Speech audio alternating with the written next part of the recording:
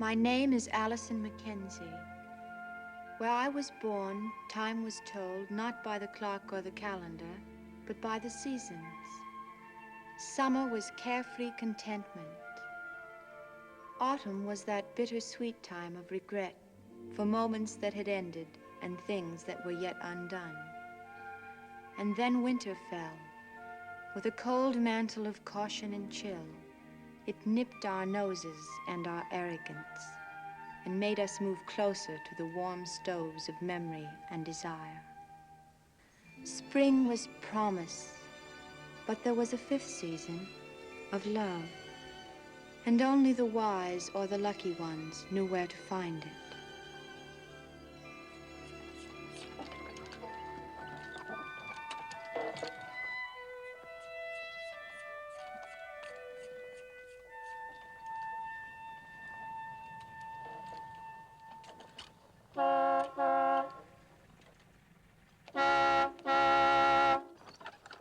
Oh.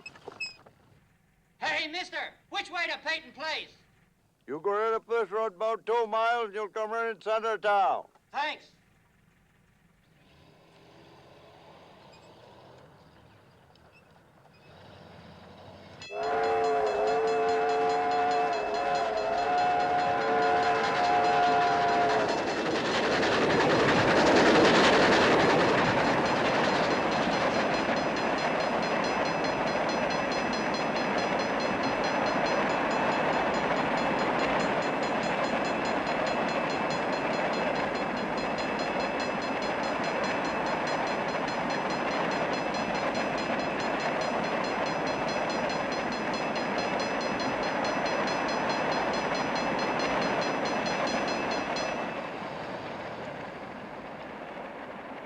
Stole my money and he'll do it again. He drinks everything in sight. I spent 1.5 years saving that money for a correspondence course. Don't go, Paul. You was my firstborn. Hitting everybody doesn't agree with him. Even you. Only when he's drinking. Lately, that's been every night. What'd you marry him for? When your real pa died, you and Selena and Joey had to have some kind of father. Lucas tries hard to be a good man. Goodbye, Ma. Pa.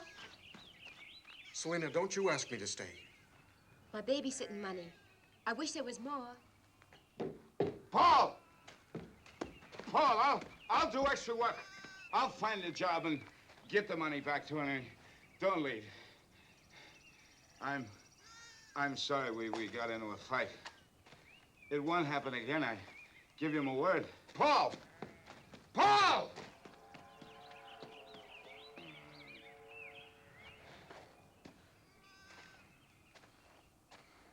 He'll come back.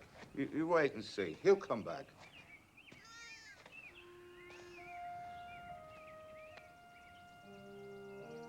Nellie, I'm going to try hard not to drink anymore. Selena, I'm going to try harder than I ever tried anything.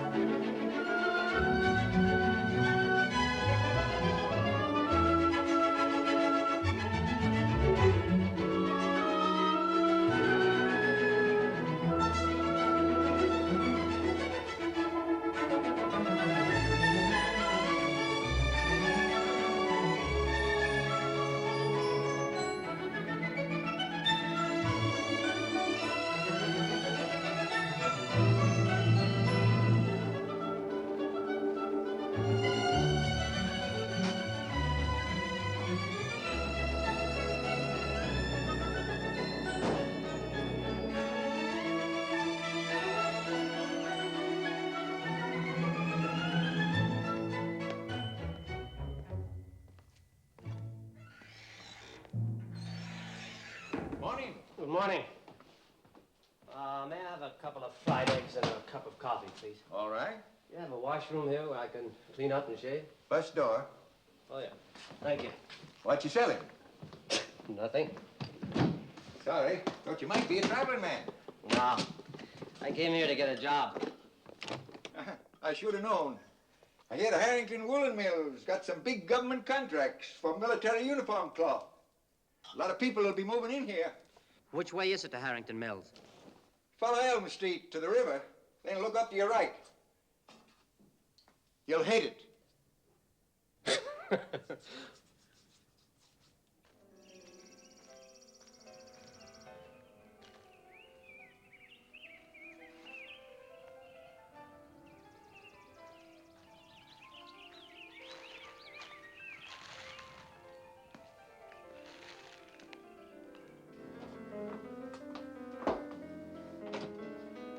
Morning, Miss Mackenzie. Morning, Nellie. Paul left this morning. Left for where? Dunno. Says he wants to get out of this town and make something of himself. Instead of working all the time at the mill. He wants to see the world. Who's going to see the world? Paul. He left town this morning. Allison must have played records at 7:45 in the morning. Good breakfast music. Digest your orange juice with culture. I'm glad about Paul, Nellie. How did Selena take it? She's glad too, but she ain't a mother. Neither you. I'd like to see the world, have a romance in Venice, meet a tall, dark stranger in Hong Kong. Allison, don't eat so fast. Have to. Senior class is giving a gift to Miss Thornton. And I wrote a speech that Rodney Harrington's going to read. Badly, I'm sure. What's going on? School board's meeting to appoint a new principal since Mr. Firth died. How do you know they'll give it to Miss Thornton? They have to. There's nobody else who deserves it. I'll drop by the store after school. Goodbye, Dad. Allison, I wish you'd stop that ridiculous performance every day. What? Saying goodbye, hello to my father? Saying it to a photograph. I suppose it's silly, but it makes me feel that he's here with us. You scarcely knew your father. It's not my fault that he died when I was 2. I can't even remember him, I admit, but I miss him. You mean you miss a father? Yes, Mother. Wouldn't it be nice if you had some men friends, or some dates, or even married again? Will you stop talking about fathers and husbands and marriage? You miss him more than I ever realized. I'm sorry, Mother. I'll be late. Forgot the speech.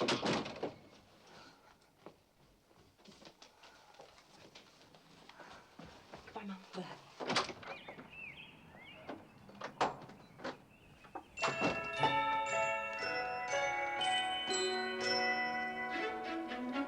Good morning, Miss Lancy. morning, Allison. Hi, David.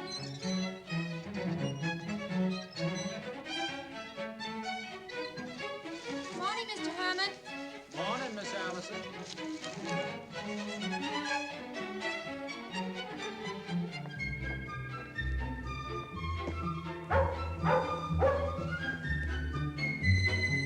Go on home, Buffy.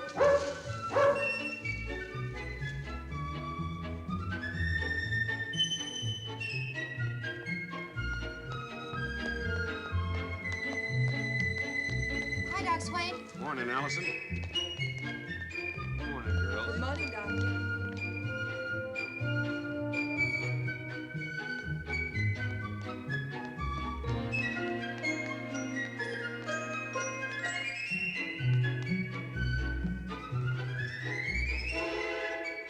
Good morning, Mr. Cross.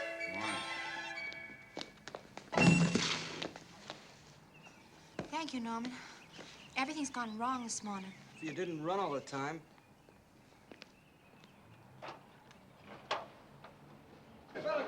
Ted's bringing the gift.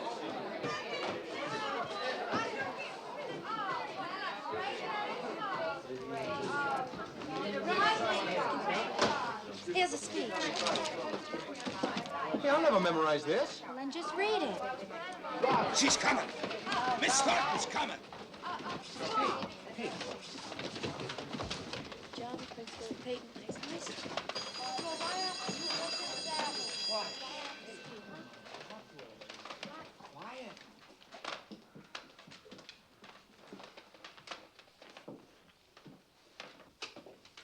Miss Thornton, the members of the senior class have asked me to say a few words, and on behalf of them to present this gift to you.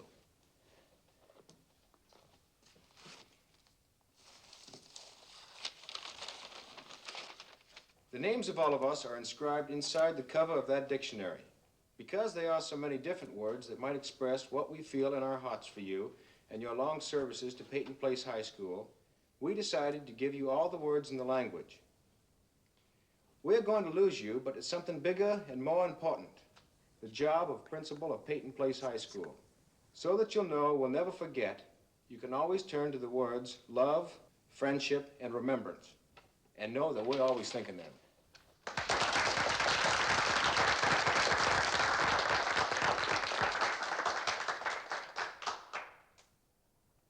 This is the loveliest thing that ever happened to me.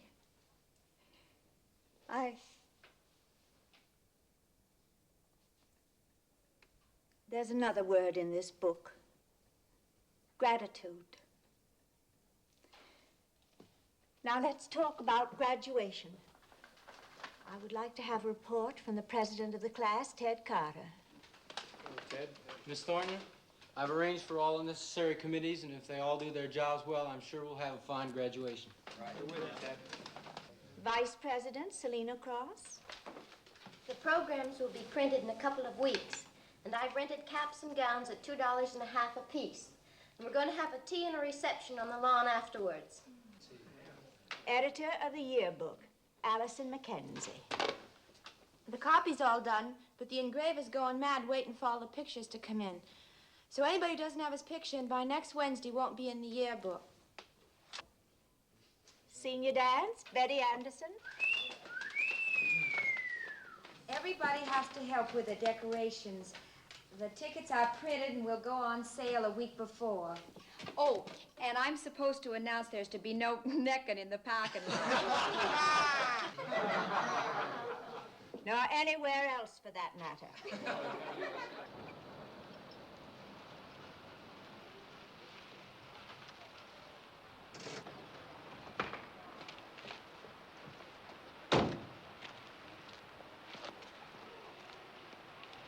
But Harrington, Elsie Thornton has earned the right to be principal. She's given her life to this town.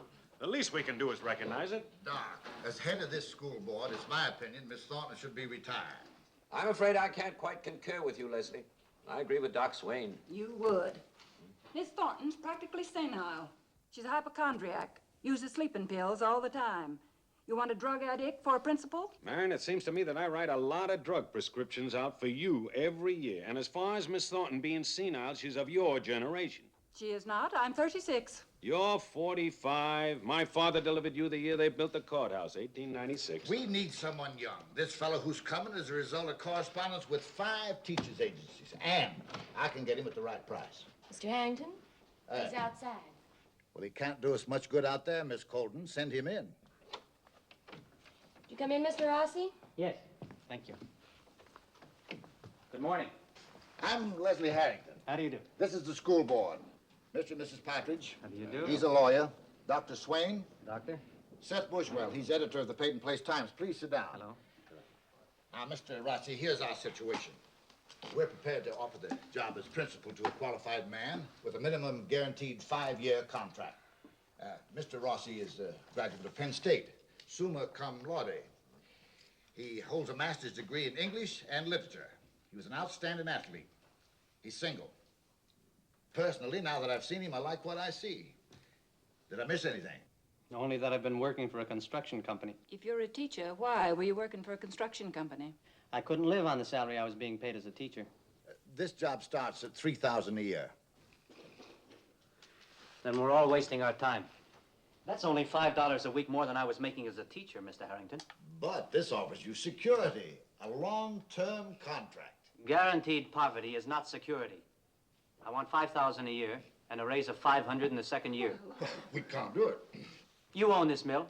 How much do you pay a foreman? About $200 a week? This is business. These men manufacture a product that makes money. You must be practical and face realities. To people like you, education is just a necessary evil. You can't see it, so it's worth nothing. Well, let me tell you this, Mr. Harrington. The things we can't see are the most important things on this earth. They're called ideas. Thank you very much for the interview. If we offer you $5,000, would you coach the basketball and football team? No, I would not. In a town like this, if you can't afford to pay the principal of your school a decent salary, you have no right to be running a school, much less sending your own children to it. Well, Mr. Rossi, lastly, I'm afraid you're fighting a losing battle. Now, Mr. Rossi, frankly... In other words, the life history of the race repeats itself in the individual.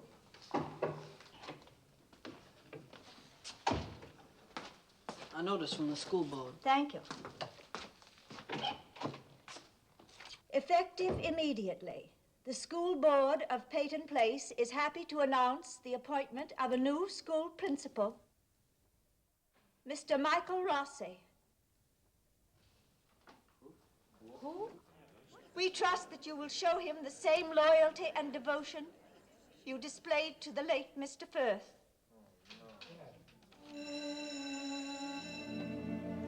Class dismissed.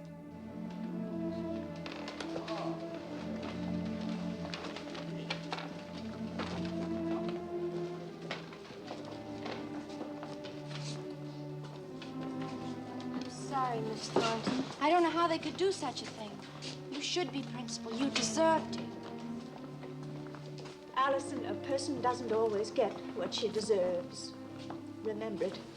If there's anything in life you want, go and get it. Don't wait for anybody to give it to you. Now I have some work to do.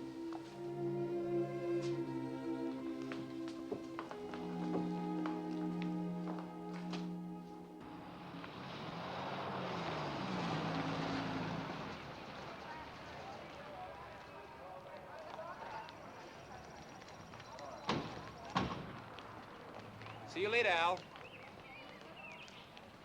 Here we are. Good-looking school, Doc. That must be the new principal, you know?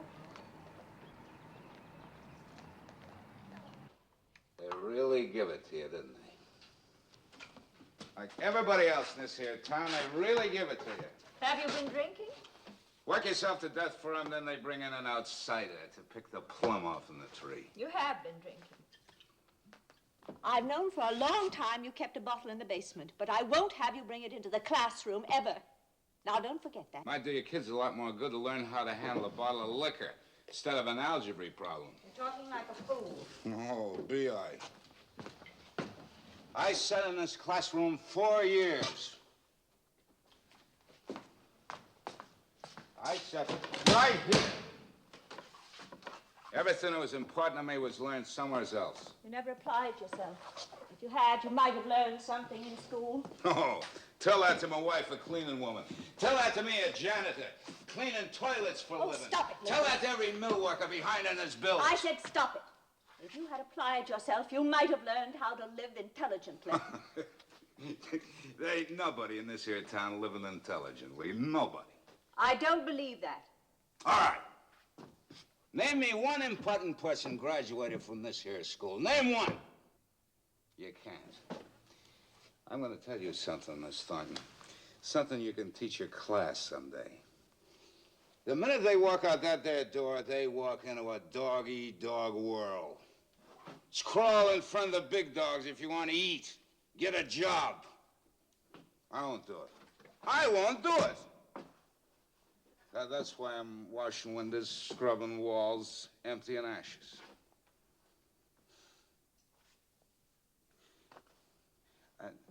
I never had nothing I ever wanted. Shakespeare didn't do me no more good than Washington did, crossing the Delaware. You didn't help yourself. Elsie, I'd like to have you meet Mike Rossi, Miss Thornton. Hello, Miss Thornton. Mr. Rossi, welcome to Peyton Place. Thank you. This is our utility man, Lucas Cross. Hello, Lucas. My hand's too dirty. I'll start in another room. Does he always drink? He's disappointed for me. Loyalty is always more passionate than reason. I guess that's why I came to see you first. There was strong sentiment for making you principal. Please don't feel uncomfortable, Mr. Rossi. My time came too late. I hope we can work together. Of course we can. I suppose you have a lot of new progressive ideas. No, not really. I'm rather old-fashioned, as a matter of fact. I have just 2 rules. Oh? First, I want this school to teach the truth, as far as we know it. I don't want any teacher making a fairy tale out of life. It's hard enough as it is without being unequipped to meet it. That's a good rule. Shall we sit down? And rule 2, teach a minimum of facts and a maximum of ideas. Our main job is to teach children how to think, not just to memorize for a couple of weeks. If war comes for us, these kids shouldn't fight just for historical dates, but for the ideals behind them. I like your rules, Mr. Rossi. Peyton Place is very fortunate. Thank you, Miss Thornton.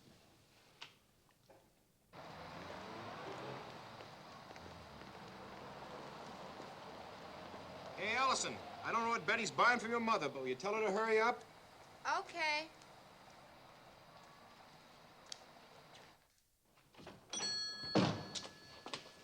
Mother, Miss Thornton didn't get the job. I know. Betty Anderson and Marge told me. They're in the back. After giving her the gift in the speech, it was terribly embarrassing and tragic for her. Well, she'll get over it. I'm glad I'm graduating. I don't want to have anything to do with the new principal. Mrs. McKenzie, about graduation.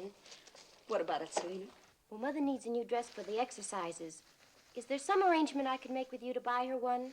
After I graduate, I'll get a full-time job and I could pay you back. Well, you'll be needing a new dress yourself. Oh, I can get by.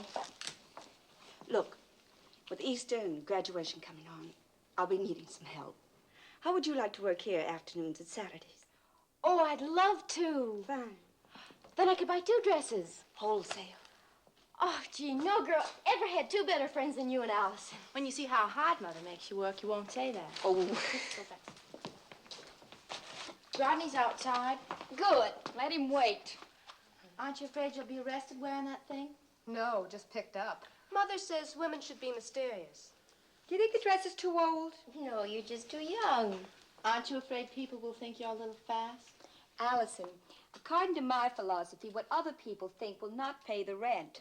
So if you're accused of being fast, you might as well run. That way you get to all the good things first. Just remember, men can see much better than they can think. Believe me, a low-cut neckline does more for a girl's future than the entire botanic encyclopedia. Allison, could you help me a moment? Sure. Be right back. Do you think Rod will like it? When you have your 18th birthday party, I don't want you to invite Betty Anderson. Then I might as well not have a party. If I can't invite Betty, Rodney Harrington won't come. Well, I wouldn't mind that at all. If Rodney won't come, his friends won't, and pretty soon nobody will accept. I can't understand why you want to be friends with a girl like Betty. Well, Mother, you don't. I don't like the way she talks about men. Mother, it and appears sex. the only perfect individual in Peyton Place is you. And we've had 17 dull birthday parties alone. Could you let me have one for myself, please? Hey, Allison, what about Betty?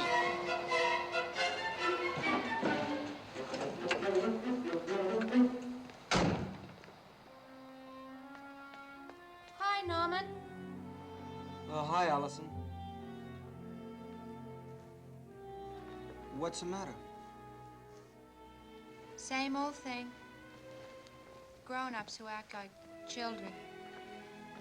Hey, could I walk home with you? Oh, no, it's out of your way. Besides, you get home late. You mean your mother wouldn't like it? Well, Come on, Norman. Come on. Spend the afternoon in the library again? yeah. Isn't it awfully dull going there every day? Yeah? Oh, then why do you do it? I like books. Good place to do my homework. Besides, where else could I go but home? Go down to the water. Sit in the square. Take a walk in the woods. I can't. You know, that was a nice piece that you wrote for Miss Thornton. I'm sorry I did it now. Well, why didn't you read it yourself instead of letting Rodney Harrington do it? Because I was afraid I'd cry. Still might cry every time I think of Miss Thornton not getting that job. You know, you just might turn out to be a great writer. Oh, Norman, I hope so. You know, every time I touch a book, or read a story, or even when I just open the dictionary, something inside of me goes thump. And my heart starts pounding, and my stomach. Well, you know, it's how people are supposed to feel when they fall in love. Of course, I never have. Oh, I wish I could be so sure of what I wanted to do. You must have some idea. No. No, I thought of everything, but nothing seems to fit me. Maybe I'll be unique and retire at the age of 18. Norman, it's about time you got home. Hello, Miss Page. Bye, Norman. Wait just a minute, will you? But you... I don't want to go in just yet. Oh, Norman, what an awful thing. Hating to go home. Come on in here. Well, thanks for walking with me. I enjoyed it, really. Goodbye. Goodbye.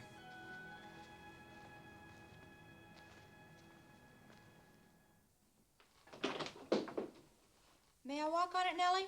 Sure. It's dry by now. Your mother wants you to call her. I really don't feel like it. Oh, you two have a fight again? Same fight, different round. Nellie. Yeah? You've been both a daughter and a mother. Which one is worse? Being a mother. Why? You find yourself doing the same things you hated your own mother and father doing. It's very interesting. Somewhere along the line, doesn't somebody get intelligent and realize that the children have to grow up their own way? The mind's nothing to do with it. It's your feelings. Kids get born, and you just worry about them, and you hope for them. Well, I gotta get going. Good night, Nellie. Good night, Allison.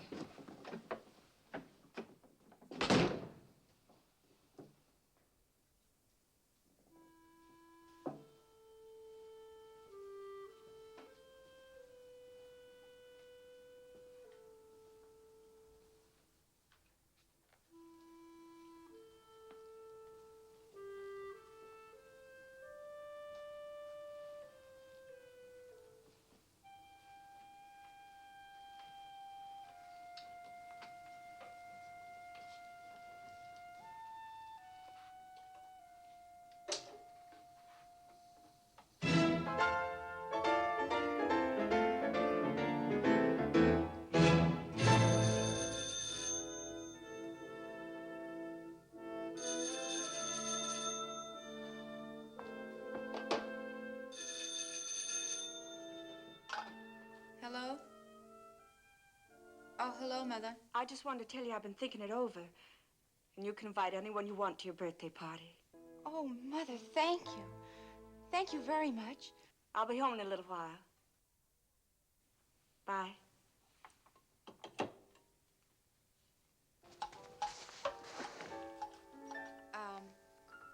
2676J, please.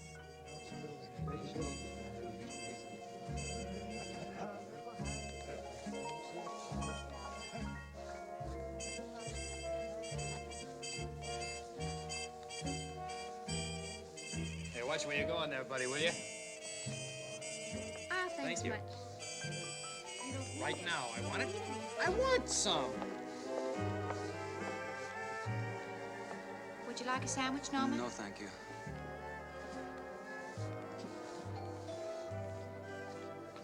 Excuse me.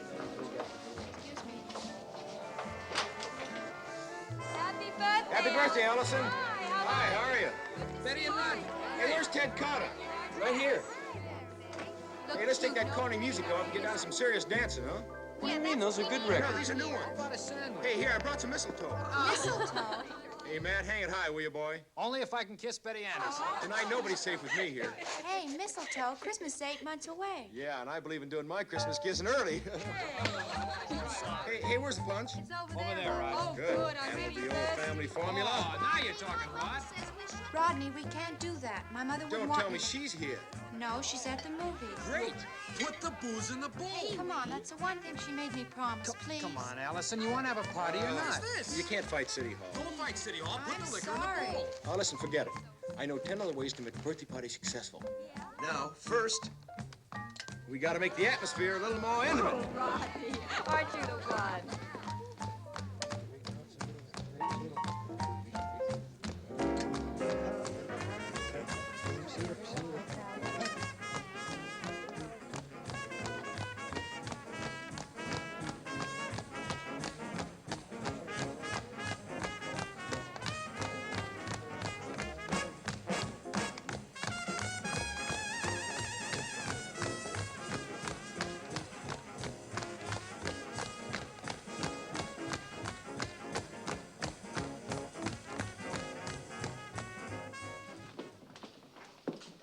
Evening. Good evening. Hello, Doc. Hi, Connie. Just coffee, please. Right? Who's that, Doc? It's Miss Mackenzie. She runs a dress shop. She has a daughter in the senior class, Allison Mackenzie. Beautiful woman. Yeah. You're with her. She was born here, but she had ambitions and left. Married in New York to some advertising genius. When he died, she came back here. I'd like to meet her. Wouldn't do you no good. Bring your coffee. Connie, you haven't met Mr. Rossi, the new school principal, Miss Mackenzie. How do you do? Hello. I hear about you every day from my daughter. You been working kind of late? No, I've been to the movies. Allison's giving a birthday party. Oh. What does your daughter plan to do after graduation? She'd like to be a writer. I'd like her to go to college. It's too bad she didn't have some brothers and sisters. Why do you say that? It's just that I'm against only child families. Only children are on the receiving end of all the attention and energy of the parents, good and bad. Well, I don't think Allison's turned out badly. Well, she hasn't turned out yet. Her life is just beginning. Anyway, it's a little late to give her any brothers and sisters, isn't it? In your case, I'd say it wasn't. If I didn't like you so much, Matt, I know you so. Ah, now, Connie, don't you go proposing to me. For you, Doc. Excuse me. Would you like a stroke? Swain speaking. Thank you. I'll be right over. Speak of babies and they appear. Miss Runkle's in labor. I'll see you later. Thanks, Doc. Bye.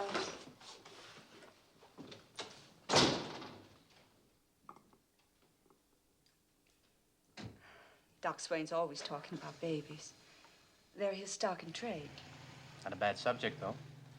We teach school children English and math and history, and yet we neglect the one subject that gives them the most trouble in life. You don't recommend classes in baby making, do you? Only in theory. I intend to initiate a sex education course in the school. Isn't that a function of the home? You think it would be? And yet not one parent in 10 does it. No, sex is taboo in the home. And it should be in the schools. Where would they learn it? In the alleys, in parked cars? They'll learn it when they marry. Good night, Mr. Rossi.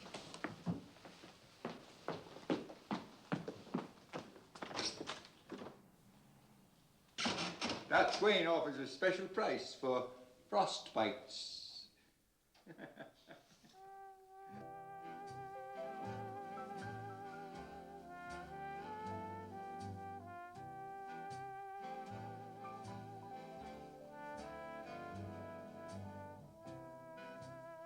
Come on, Allison.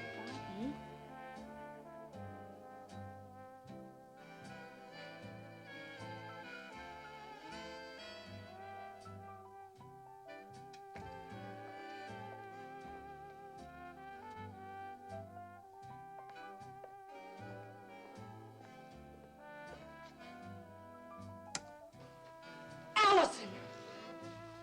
This was supposed to be a birthday party. We were just playing a game called photography. You turn off the lights and see what develops. Don't be fresh. Just leave immediately. All of you. I'm sorry, Miss Mackenzie, but I just caught her under the mistletoe. Will you please leave? Happy birthday, Allison. Come on, baby.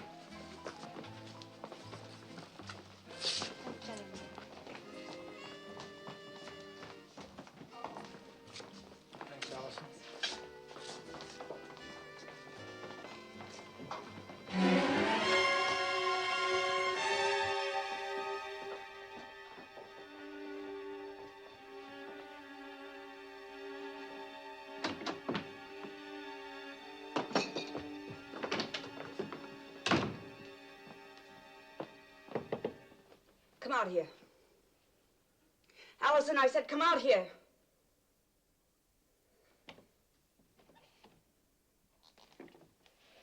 Well, I knew this would happen if you invited Betty Anderson. Wasn't her fault. And you and Rodney making love. We were kissing, one kiss, not making love. In a house in darkness and couples necking all over the place. I know, Mother, but everyone wanted to dance in the dark. And I couldn't very well. Well, Mother, sometime or other, at every party in this town, they turn out the lights. Well, I don't want you to be like everybody in this town. I want you to rise above Peyton Place. It's my home and my town, and why should I want to rise above it? Because its standards are low. Its people spend their time trying to drag each other down to their own common level. I don't want to be perfect like you, Mother. I don't want to live in a test tube. I just want to be me and have some fun and have some friends. Rather be liked than be perfect. By liked, you mean being pawed over in the dark by some young animal with one thing on his mind. Oh, Mother, don't make it sound like that. Everything has to be learned, even kissing. And sex? Is that what you're going to practice at your next party? You keep trying to accuse me of things I'm not even thinking about. Well, listen. I don't want you to get a reputation for a half hour's carelessness. I already have one, the wrong kind. I want you to fall in love. And at the proper time to marry a man who respects you. I want you to have a good name. You want. Is that all you can say? Well, if any man would seriously ask me, I'd run away and become his mistress. Don't you ever let me hear you say a thing like that again. I don't know why I said it. I don't know why I said it, Mother. Allison.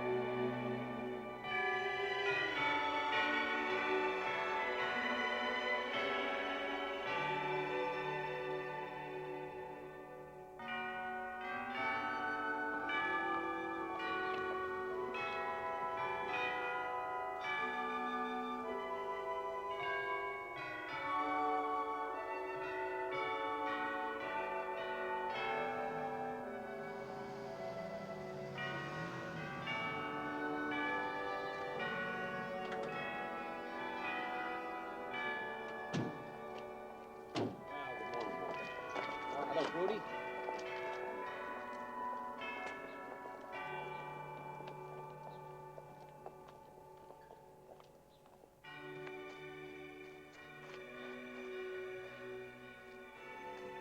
Hello, Allison.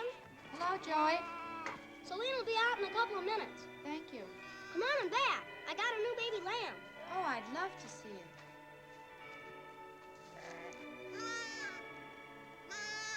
Oh, it's darling. I didn't show you my lizard. I keep him in a box right there. I got some holes punched in it, just so he can breathe. His name is Pocahontas.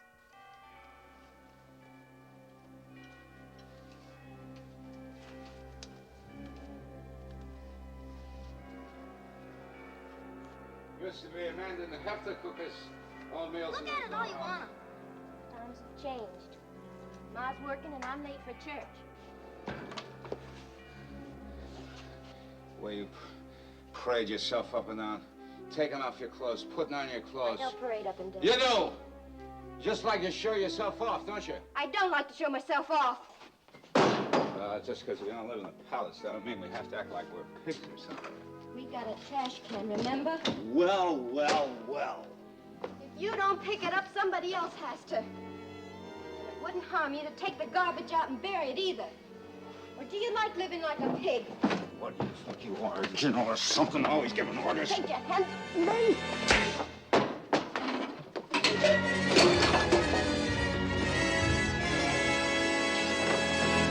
Don't you touch her! Don't you touch her anymore!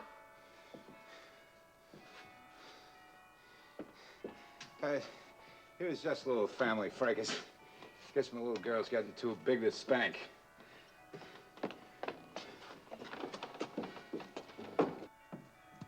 my fault, Allison. I made him mad. Every family has fights. They're forgotten in an hour.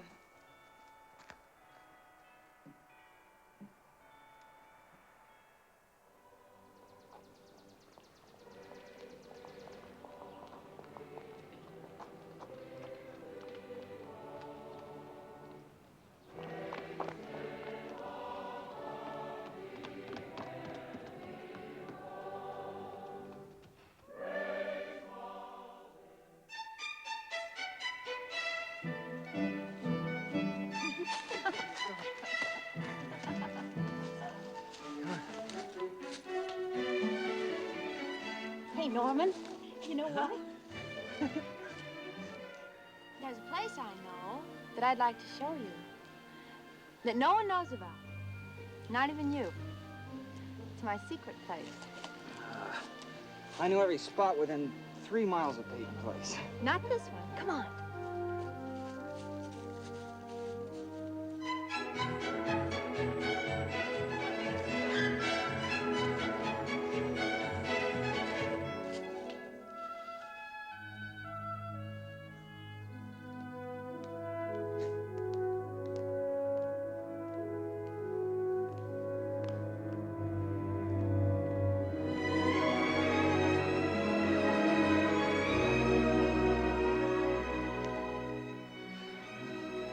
You're right. I never knew this place was here. I don't think anybody does but me. Maybe God. Now you. It's beautiful. I've just decided this is the last time I'm ever going to come here. Why? Oh, I'm going to leave it for somebody else to find.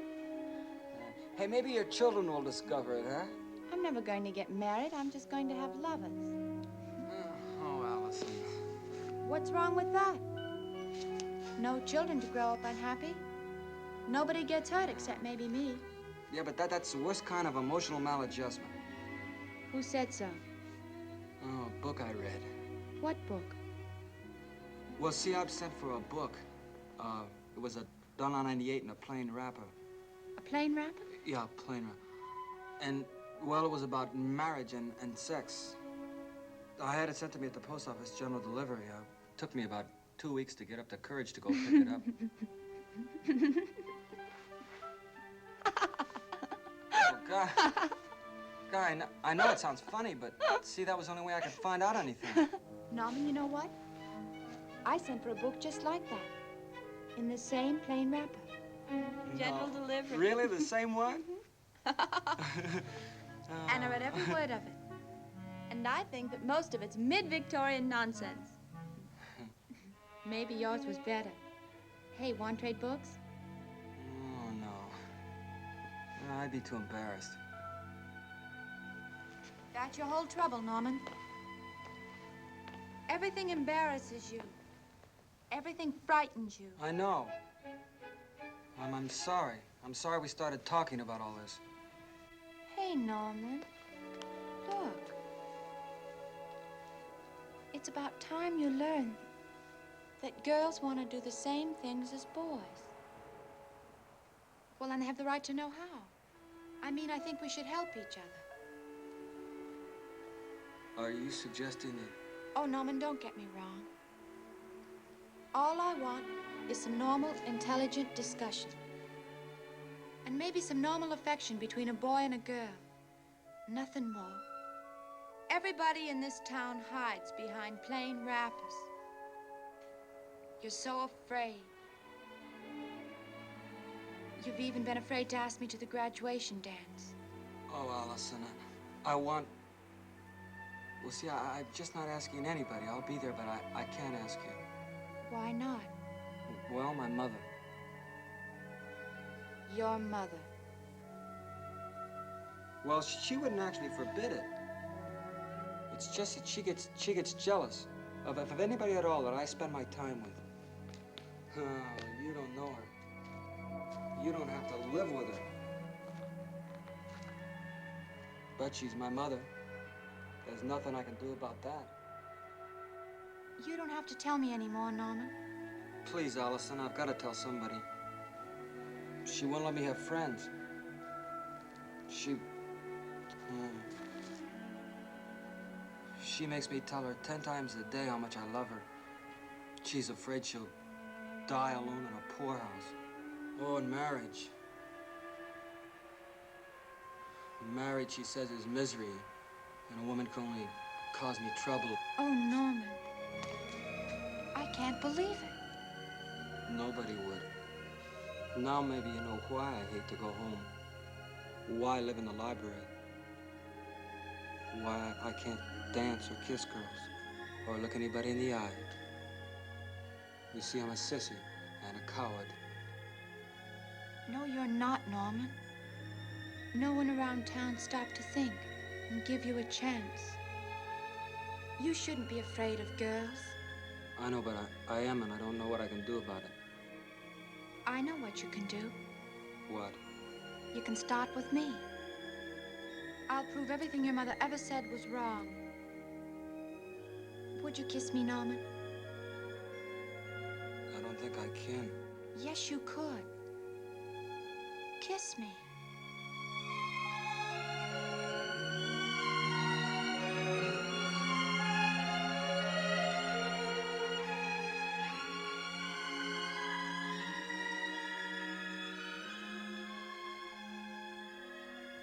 I don't know why I should act so experienced.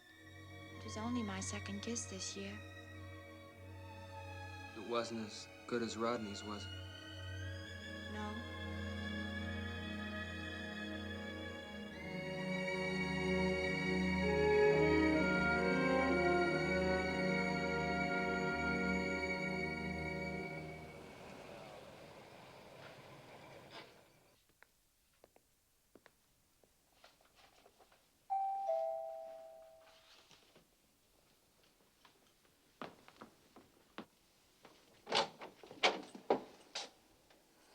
Hello, I guess I should have phoned. But I was in the neighborhood and Yeah, I that's thought... all right. I have a message for Allison. Is she home? No, she and Selena have just gone over to Kathy Ellsworth's house. Gives me a good excuse to talk to you. May I come in? Oh, of course. You have a lovely house. Thank you. Please come in.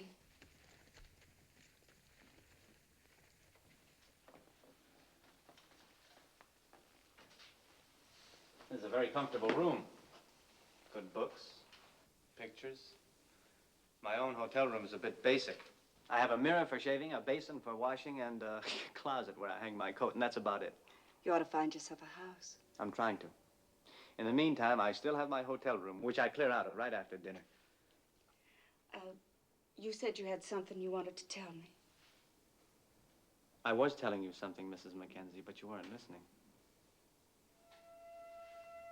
Your husband? He died when Allison was 2.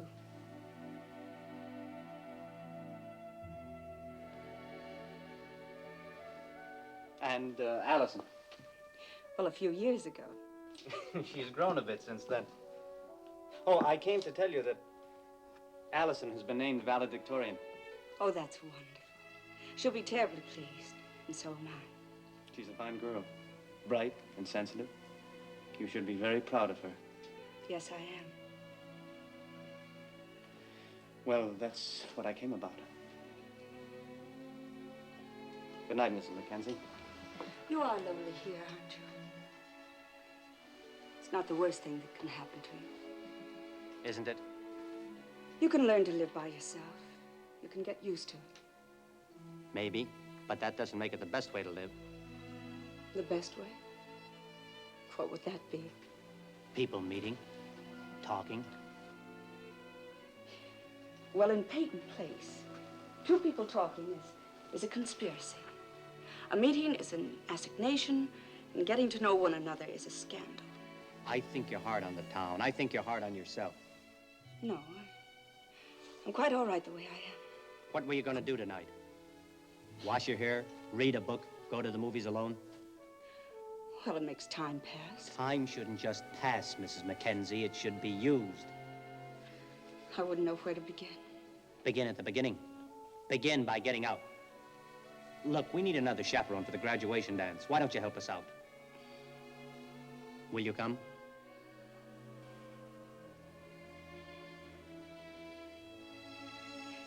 I think I'd like that. Fine. Good night. And thanks.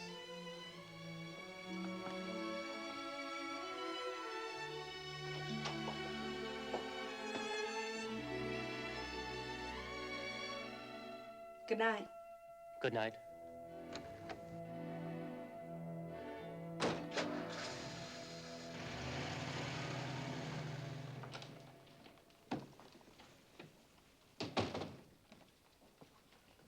Betty Anderson's father stopped me in the shop today.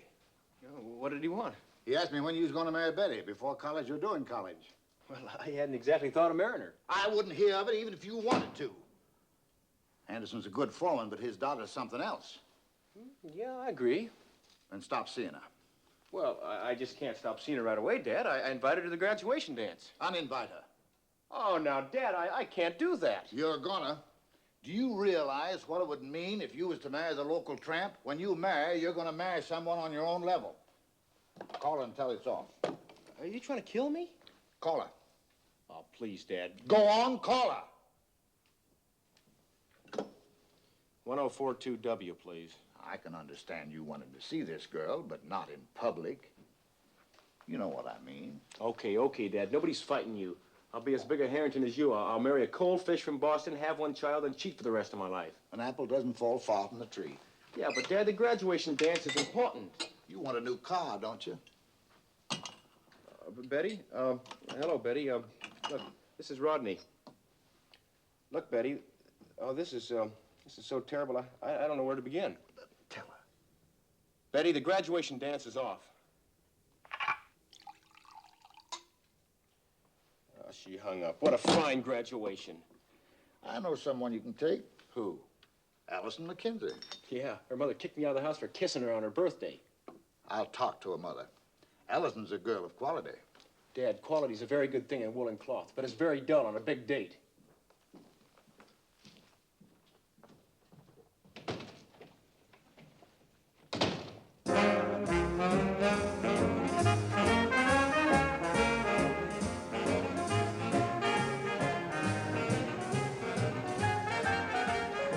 You're such a good dancer, Allison. Thank you. Yeah, sure. Hi, Rod. Hi there, Allison. Hi.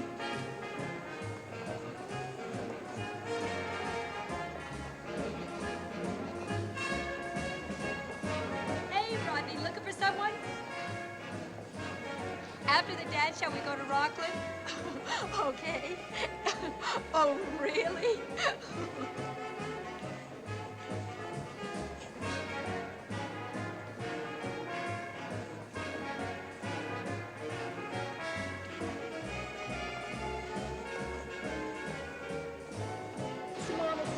No, thank you, Miss Thornton.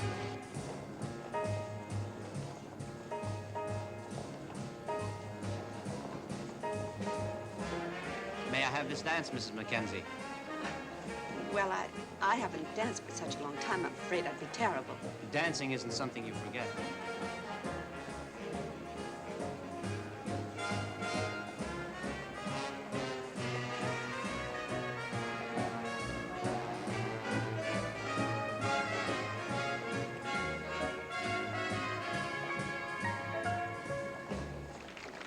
Hey, listen, Allison. I promised to dance to Betty.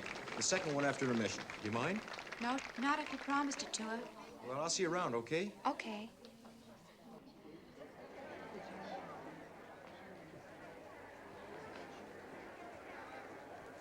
Allison, did you see your mother dancing with Mr. Rossi? No, I've never seen my mother dance. Standing right over there. They make a good-looking couple. They do?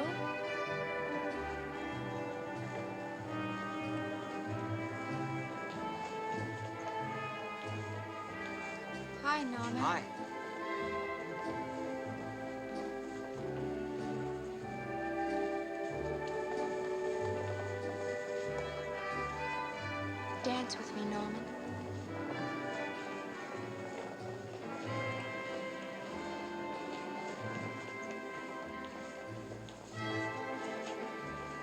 I don't know how. Just try.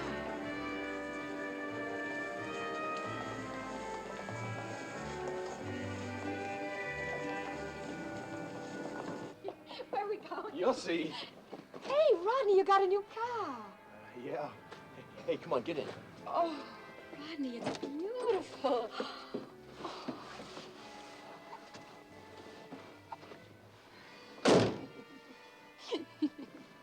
Here we are, snug as peas in a pod.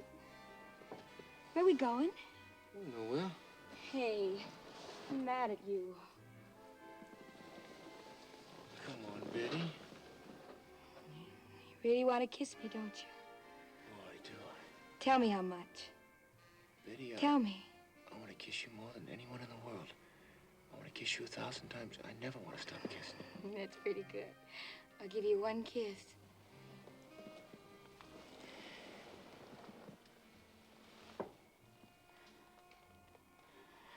What would Allison say? Oh, why bring her name up at a time like this? Only one kiss to a customer. Betty, I couldn't help it. My father made me call you on the phone. Wouldn't you rather be with me? Yes, yes. Tell me how much. In the whole world, in the whole wide world, there's nobody I'd rather be with than you, Betty. Give me another kiss.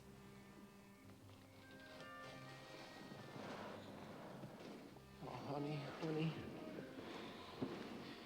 Want to make love to me? Oh, yes, yes, of course I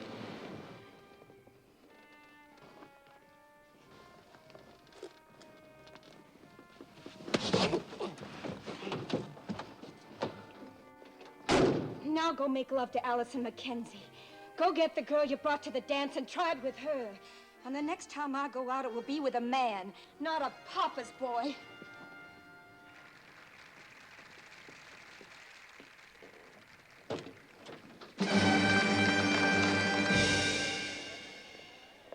Ladies and gentlemen, pupils and faculty of Peyton Place High School, and especially the seniors. They tell me it is a tradition here to end each graduation dance with Auld Lang Syne. Well, since I'm new here and not yet part of your traditions, I think the song should be led by a woman who has been with you long, Miss Elsie Thornton.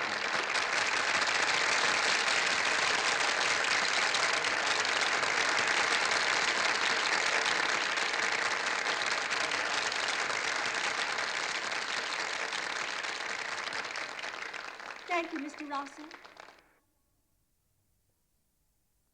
We're a small spot in a small town on a great big map. And maybe Peyton Place High School isn't a name that shakes the world, but it's a part of each of you forever. Make it great by honoring it, and come back to see us whenever you can. Now let's form a big circle, everyone holding hands.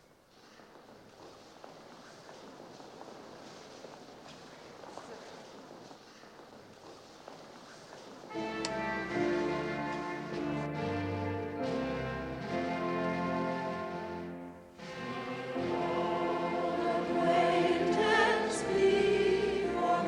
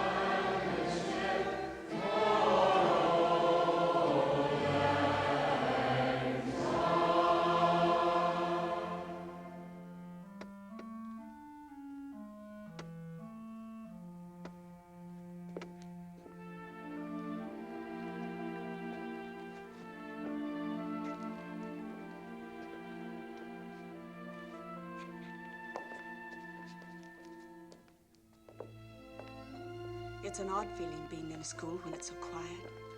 I always kind of think of it as sleeping, resting up from the pounding it takes during the day. Do you work here at night? Oh, yes, quite often. You don't realize all the work and preparation it takes to be a teacher. It's like, well, it's like all these kids were my own. I love them. I want so much for them. It's more than a job to you, isn't it? I didn't mean to sound like the dedicated idealist. Well, there's nothing wrong in that.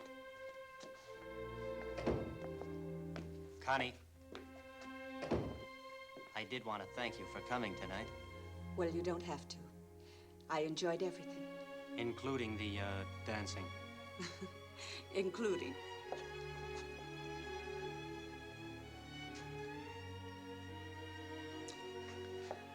You're wasting your time, Mike. I had my love a long time ago. And when my husband died, I came back here, and I've had no time for anything but Allison and the dress shop. You've got time now. It's too late. Look, Connie, if I were to... I said it's too late. I made my choice. Long ago. Please take me home. Sure.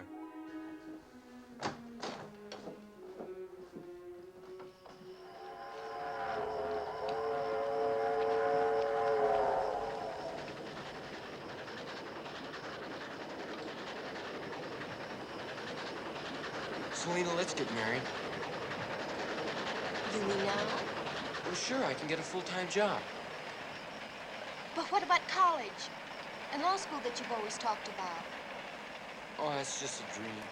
I can't do it. My old man doesn't make enough money Well, whose father does? Not everyone in college is a millionaire's son. Don't get so steamed up. Ted Cotter, you've always wanted to be a lawyer. Now go be it. Don't crumple up at the first obstacle. The first obstacle's the biggest, the money. Well, then get over that. And the rest should be easy. Selena, do you know how long it takes to become a lawyer? What difference does it make? It's what you want to do in life. One of the things I want to do in life is marry you. If I don't do it now, maybe I never will. Ted, the only family I'll ever have will be half yours. I'll wait, no matter how long it takes.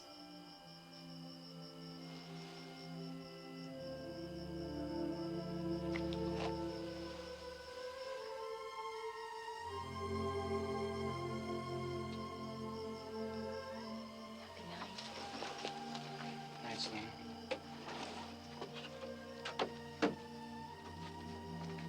Ted, thank you.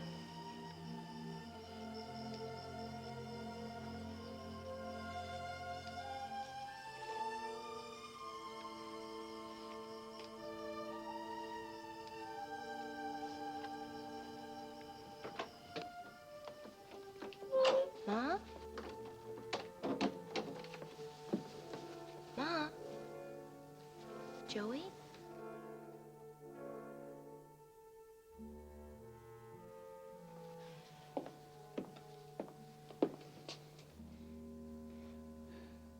I thought you was something out of a dream.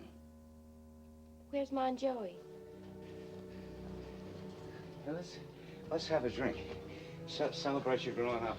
Where's Ma and Joey? They're working at a party at Harrington's. Come on, let's have a drink, huh? Rather stand in the dark, getting kissed by Ted Carter.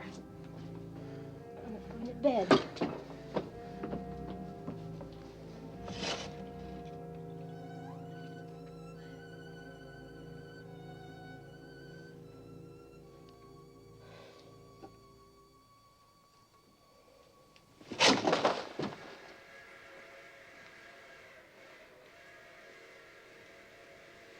About time I started teaching you something. Lucas!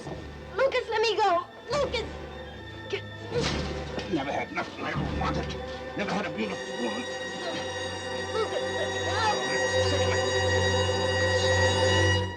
Let me out!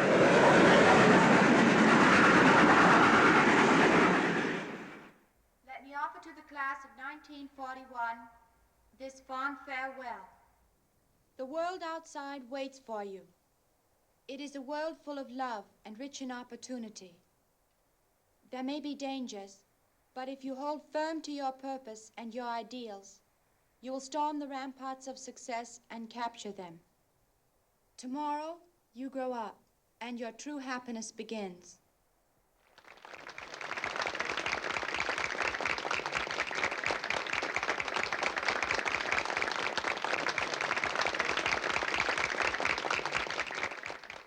Thank you. My best wishes to you. Selena Cross. Norman? At first, a diploma seemed like a reward for the past. But once in your hand, it became an obligation to the future. Independence was a distant word that we suddenly owned, and we exploded with it. Some of us splashed away the summer, or swooped and stretched with joyfulness, and emptied our childish piggy banks of their play money. Yet others of us, eager to feel adult, or out of necessity, began our work early.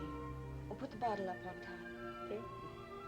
And gradually, as the happy confusion of summer faded, one by one we knew the Monday morning of responsibility was at hand.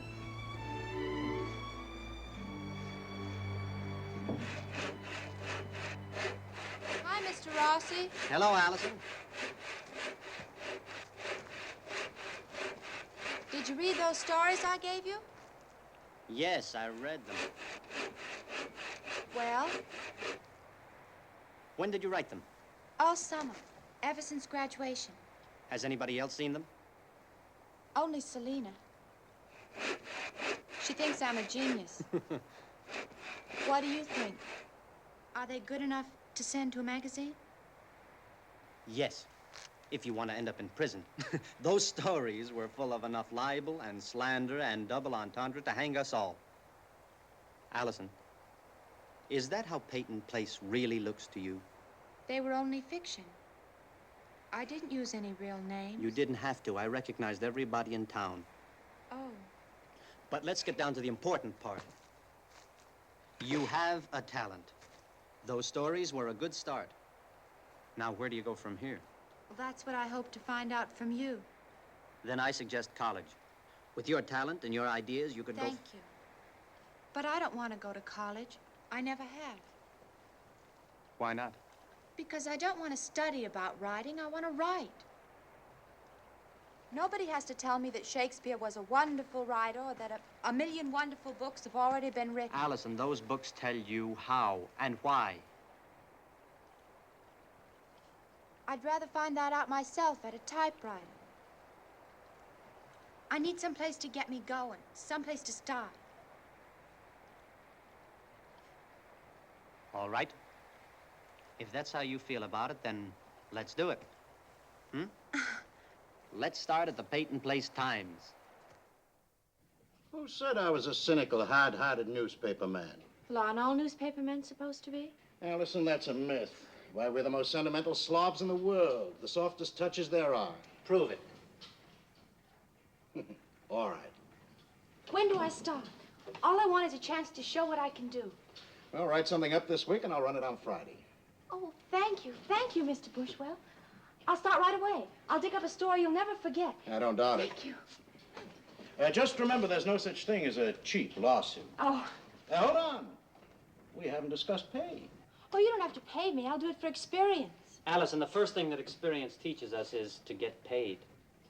$5 a column to start, more later. Oh, gee. That's more than... Oh, well, I wouldn't want these stories to fall into the wrong hands, you know. Thanks, Seth.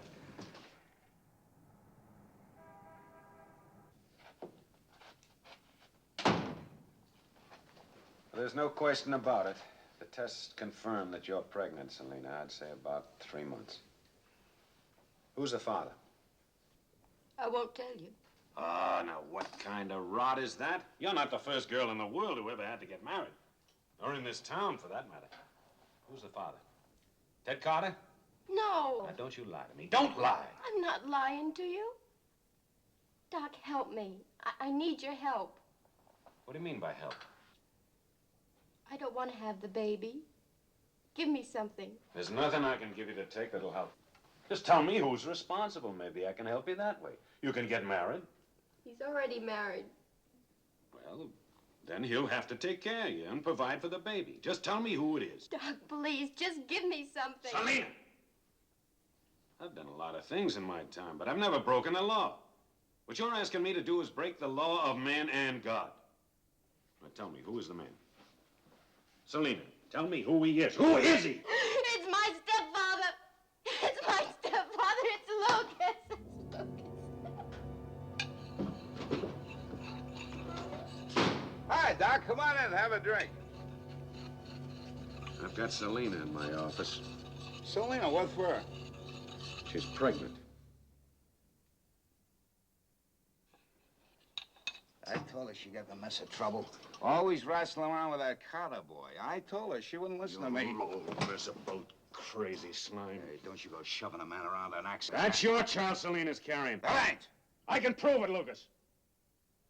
I've got enough proof on you, Lucas, to put you in jail for the rest of your unnatural life. I never touched her. Here, sign that. It's a statement of the facts. Oh, you out of your mind? I never touched her. Maybe you'd like the state police to sweat it out of you. I never touched her. I ain't gonna sign nothing that said I did. All right. You don't want to sign this paper, that's up to you. Hey, Doc. You know I couldn't do nothing as awful as that, don't you? I'm going back to my office. And then I'm going to start telephoning every father in Peyton Place. You wouldn't. I don't know what they'll take it into their heads to do, but I do know this. You're the janitor in a school full of young girls. And an hour from now, I wouldn't want to be in your shoes. Doc. Don't do it. I wouldn't think of fooling around with any other girls. It was just Selena, Doc. Well, there was something about her. It was just Selena. Please, Doc, don't. There's only one thing that'll stop me. You sign that.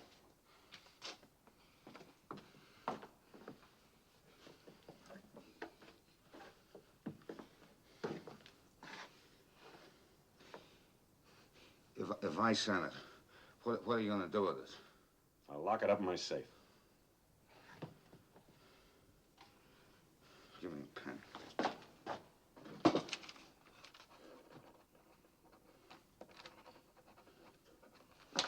Now get out of here and leave a man to work. No, Lucas. You get out. You get out of Peyton Place before dark. Doc, I signed it for you. If you do, I'll keep this paper in my safe. But if you don't, I'll use it against you. I signed it! Don't you ever try to come back here. Not next week, not next year, not ever. If you do, I'll kill you myself.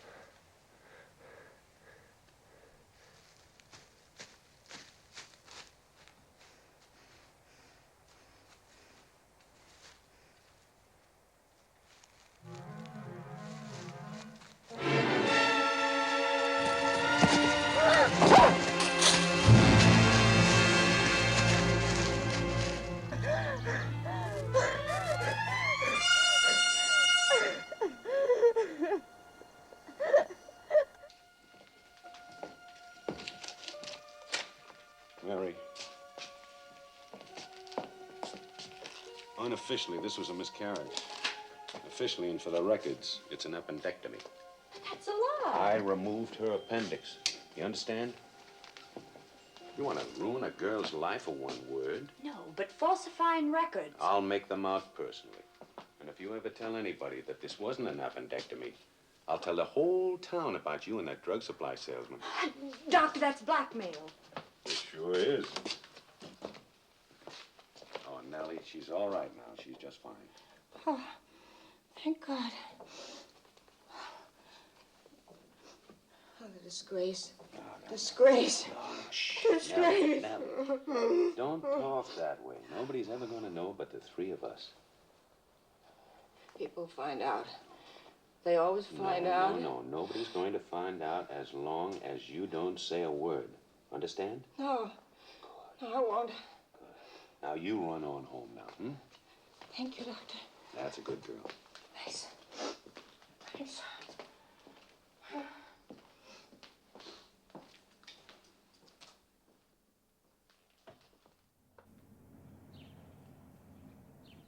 Don't worry about your job. It'll always be waiting for you. Thanks for the beautiful bed jacket. Hi, Miss Mackenzie. Hi, Allison. Hello, Ted. We were just leaving. Well, don't let me rush you out. We have to go anyway. Bye. Goodbye, Selena. See you soon. They say it'll bloom for a month. And you can plant it in your yacht as a reminder of your operation. Here's a book on humor. Surgery's nothing these days. You'll be up and around before you know it.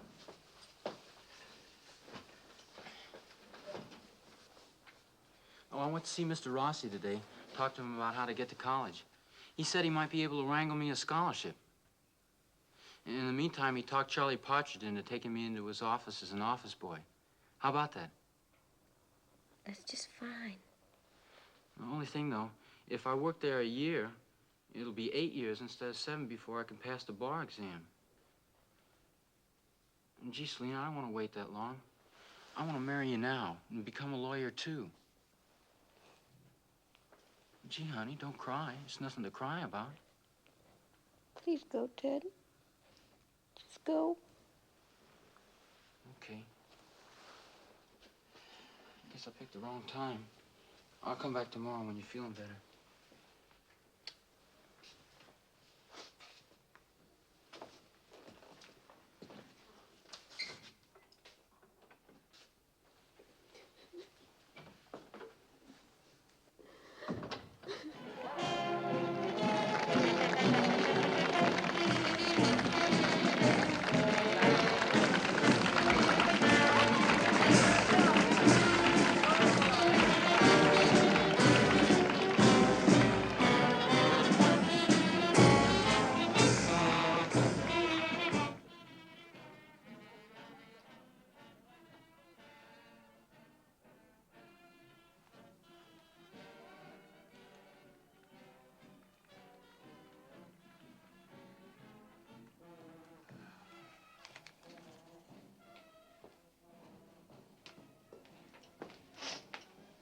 Morning, Miss Mackenzie.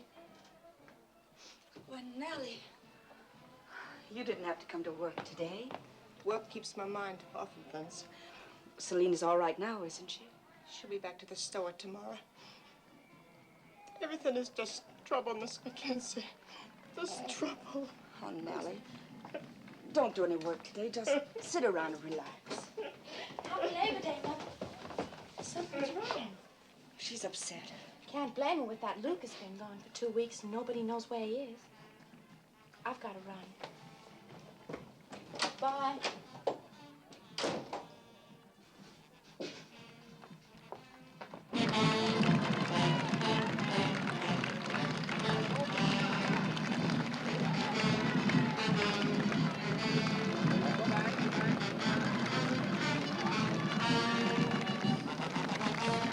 Hi, Norman. Hi. Hi. Fine.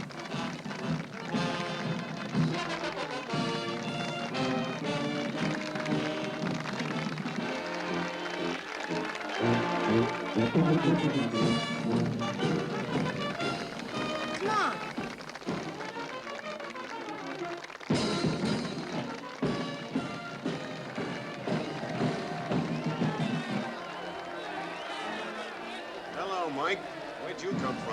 up there?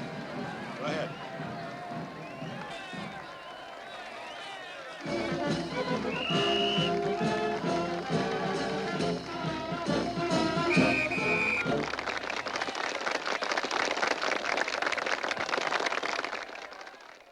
Nothing's as dull as a Labor Day speech. I didn't bring you here to explain how management and labor must pull together, not in opposite directions. You've got living proof of it in our prosperity. And there's more to come. Meet me halfway and you'll never be unemployed.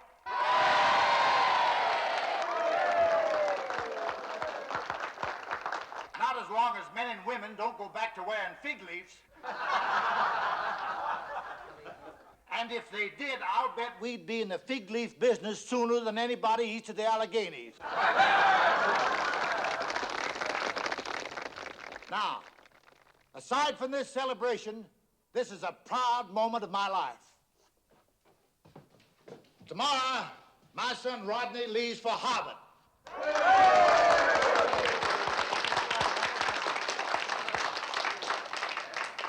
Let's get the fun started and give him a send-off. End of speech.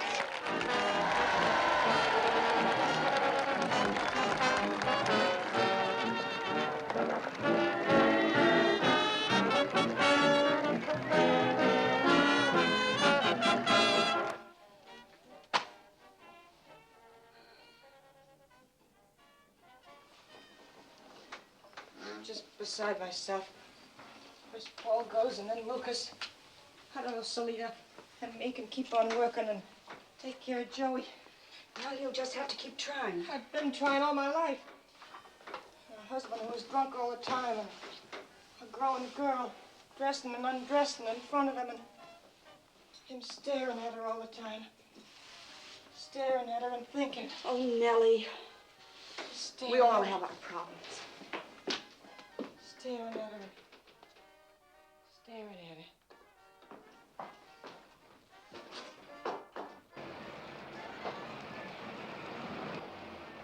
Hello. Hello. What are you doing out here by yourself? I'm not used to being at home all day with Nellie. She has too many problems. And as for the Harrington outing, I've seen them all. Let's go for a drive. Try to find something interesting to do. Far away from Peyton Place. Now you're beginning to think like a true suspicious native. All right.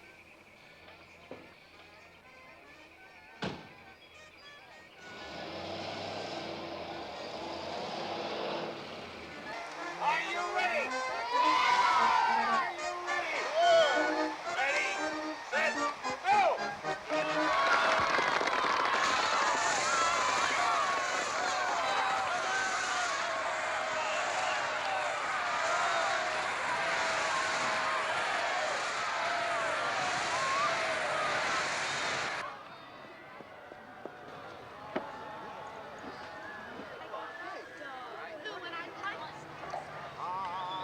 Give me 2 hot dogs with mustard. I'll take 5. Give me a hot dog. Oh, wait, 7.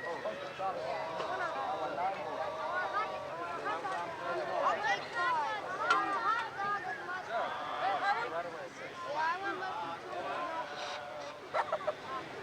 Now is the time you tell me your dream. I'll tell you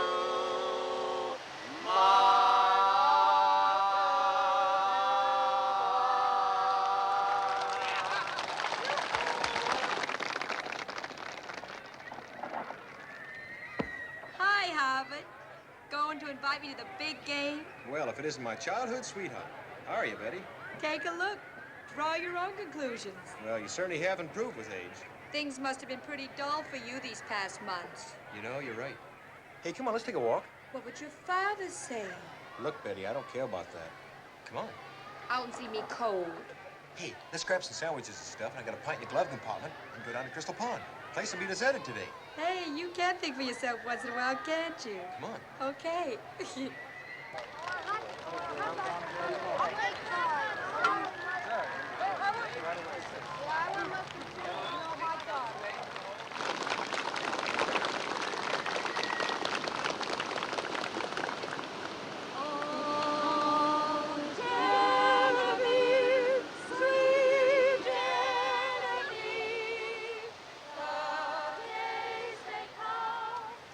Hey, let's go get a hot dog. Something. Okay.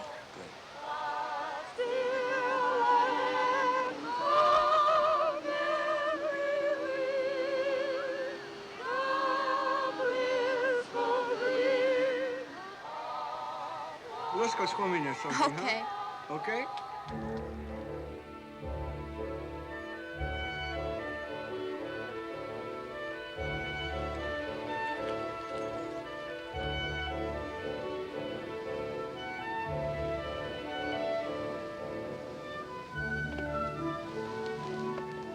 See that? Hmm? What? Allison Mackenzie and Norman Page on their way down to Crystal Pond to swim all by themselves. So what? They're young, happy, maybe in love. What trouble can they get into? If you don't understand, I'm not going to explain.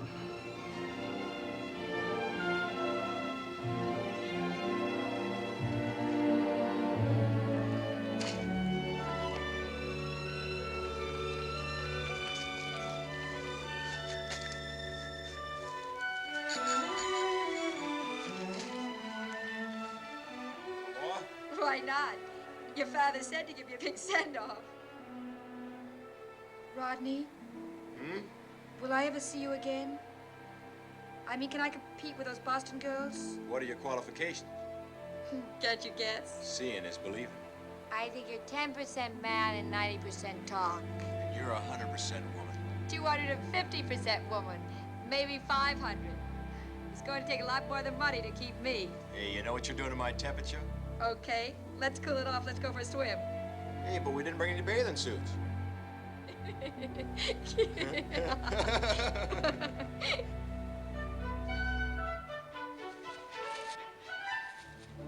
You all ready, Norman? Yeah. Is that my cap?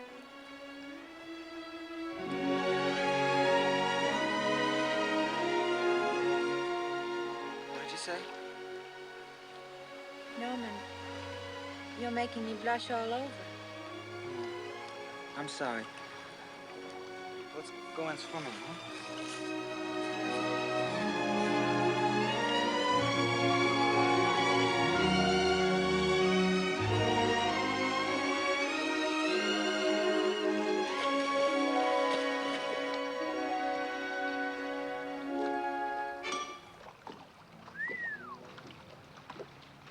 What'd you whistle for? Just saw a young fella and a girl swimming without a stitch on. Where? They're gone now. They got out of the water and ran into the woods. Naked? Naked? With Allison Mackenzie and Norman Page. I didn't really get a good look at you. Don't you lie to me, Charles. Marion, we're gonna pull out of here and forget we even saw.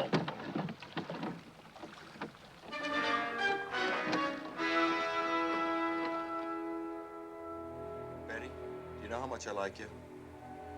I remember. Faintly. Well, you know, I found out you can't always do or say what you want to. That is, unless your father lets you. Rodney, are you going through all of your life only doing what your father let you do? Only having the friends that he picks out for you? Wearing what he tells you to wear? Thinking his thoughts? Well, Betty, I'm old enough, but he's a tough man to handle. You've got to do it someday. Yeah, but how? I have a selfish idea. It has to do with you and me. It's called marriage. Wouldn't that just bowl him over? I'm sure it would. And me too. But don't think of doing it just to bowl him over. Well, Betty, you're the only girl I've ever wanted. Rodney. Rodney, not that way. What good is life if I go through it knowing that I didn't have the guts to live it my way? Rodney. I'd really loved you for such a long time.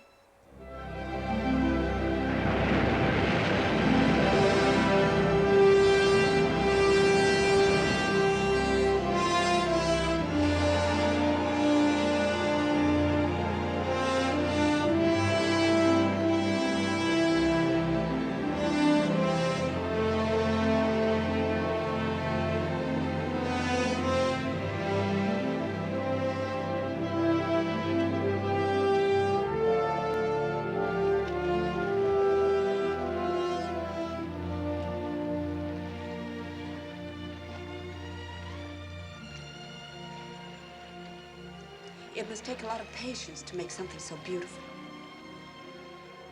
That's what they tell me.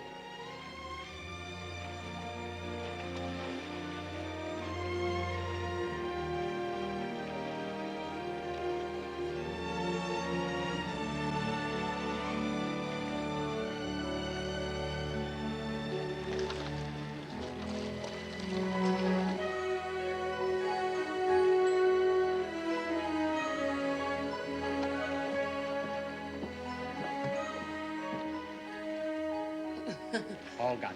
Thank you.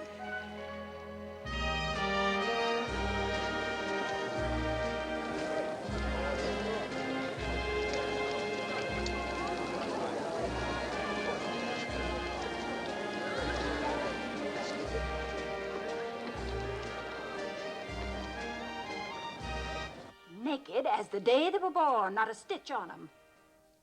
Saw them with my own eyes. Sorry, just don't think it would be ethical to tell you their names. Goodbye. Marion?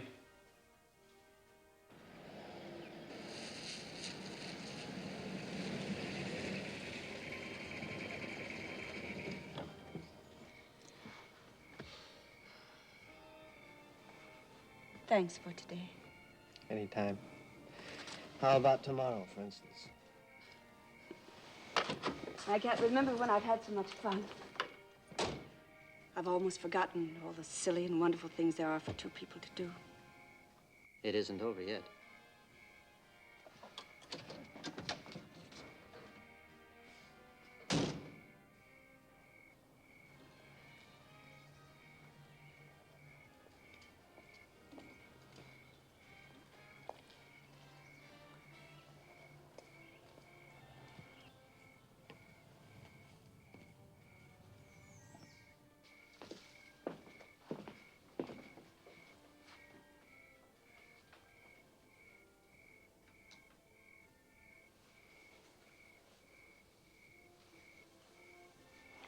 Mike, please.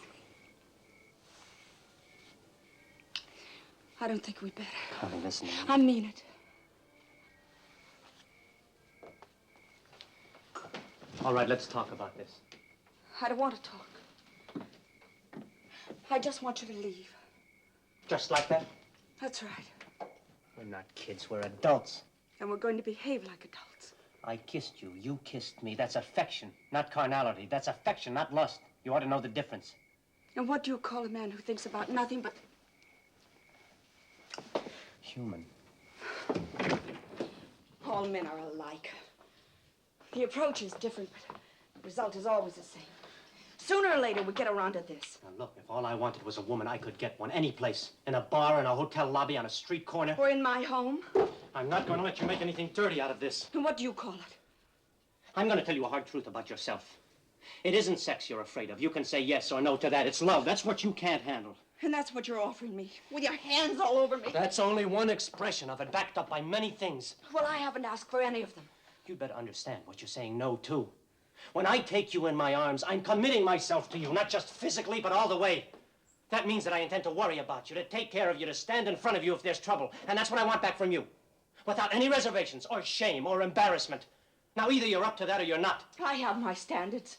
And my pride. They're not enough. Not for you or for anyone else. You need someone to trust, to love. No, I don't. I don't. Now, just leave me alone. I can do that, too, but I don't want to. Connie, let me help you. I don't care if you hang back. If it takes time, I'll give it time. All you need. I can't.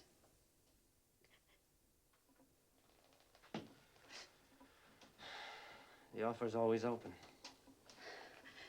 I don't know if you'll take it up, but Perhaps it'll make you feel better to know it's there.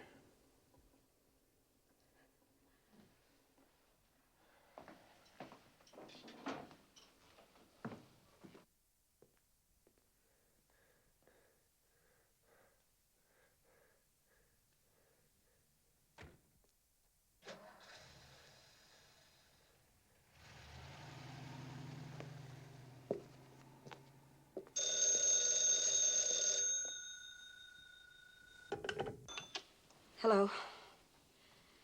Yes, Marion. I don't believe it. Are you positive? No. No, I'll call Mrs. Page myself. Operator, will you please connect me with Evelyn Page?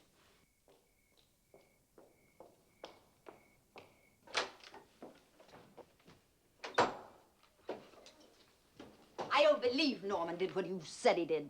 2 people saw them. And Marion Partridge has probably spread it all over town. Don't you dare say a word against Norman. If you'd brought your son up with some intelligence and some decent principles... He has no interest in girls. He never had. He never learned a thing about sex in my house. The word was never mentioned. Oh, hello, Miss Page. Come in here. Where's Norman? Outside, just going home. Mother? You just stay right here. What's the matter? Norman, come in here. What is it, Mother? Where were you today? What is it, Mother? You were seen at Crystal Pond, swimming in the nude with Norman. Oh, that's a lie. Mother, how could you even think such a thing? You were seen clearly and plainly by 2 people. We went swimming, Mrs. Mackenzie, but we had our suits on. And by now, everybody in Peyton Place knows about it. So help me if anything's wrong with her because of this. I didn't do anything. We didn't do anything, did we, Allison? No. You better take your boy and go. We didn't do anything. Never, never been so humiliated and disgusted. Allison, come back here immediately. Listen, Mother, if you keep this up someday, I will do what you keep accusing me of. I wouldn't doubt it. You're just like your father about sex. In that way, you're just like him. Don't you say things about my father. He was a wonderful man. Wonderful. And fine and good to you, and that's what you told me, so don't blame him for anything. Wonderful and fine and good. That's what I told you? Well, I lied. I lied about him because I was ashamed of him and of myself. Well, then why did you marry him? I didn't. And he didn't marry me because he already had a wife. You don't mean that, Mother. I do mean it. Don't you understand? No. He had a wife. No.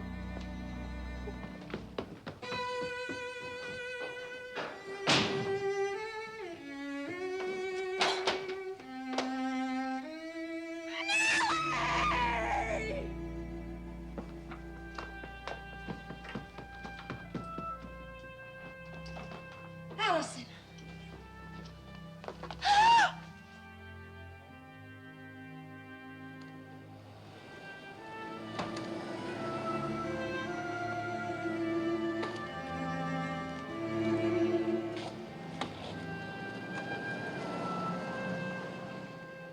Connie, everybody reacts differently to suicide. With Allison, severe shock. But she looks so... No, shock is just a kind of a sleep. It's an escape. When the mind can't accept what it sees. A few days care and she'll be out of it. I guess I'd better tell Selena. And Connie, just because it happened in your house, don't think that any of it was your fault. Somehow I do. You've got just one thing to think about. Allison.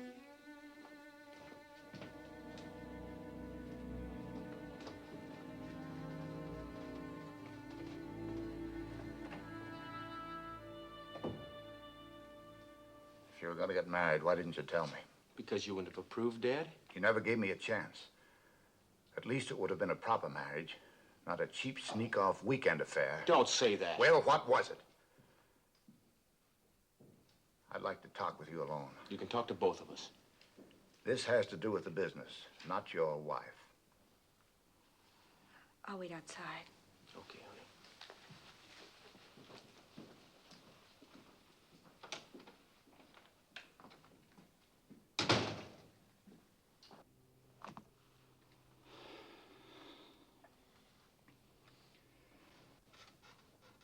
I can and get it annulled. Look, Dad, I don't want any trouble between us.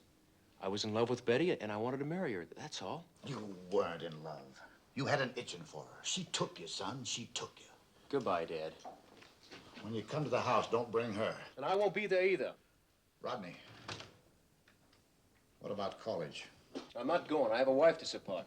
You can have a job here if you work like everyone else.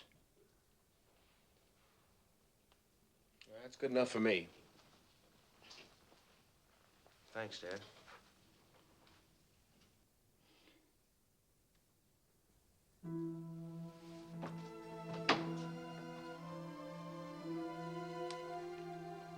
I knew you weren't coming down for lunch, so I thought... It's such a beautiful day, darling. Why don't you get dressed and go for a walk?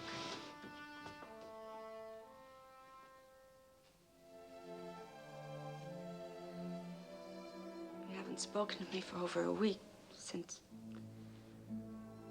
Well, listen, I understand how you feel, but you'll just have to accept what's happened and make the best of it.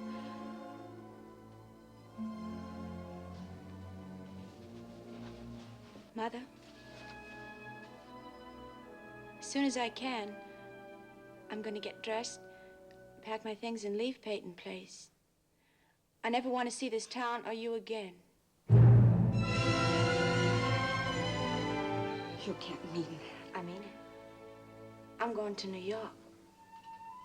Oh, please, Allison, I was only trying to protect you.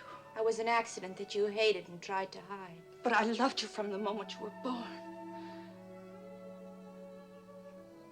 Try to believe me. Well, how will you live? What will you do for money? I have enough to get there. I'll find a job. Suppose you can't find a job. Then I'll live off some man the way you did.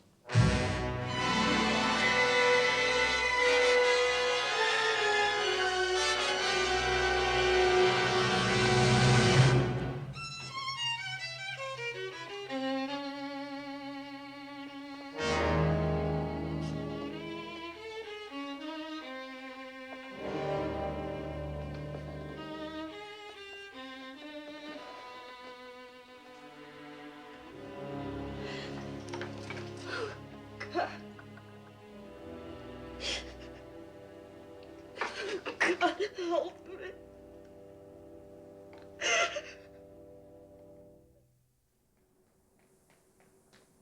Allison! Allison! I didn't want you to come down here. Couldn't say goodbye to you in person. You know I don't want you to go. But I'm going just the same. You stay here. You belong here, both of us together. We've been friends ever since we were kids. Goodbye, sweetie. But your mother, how can you leave her alone? Mother's always been alone. I'm so...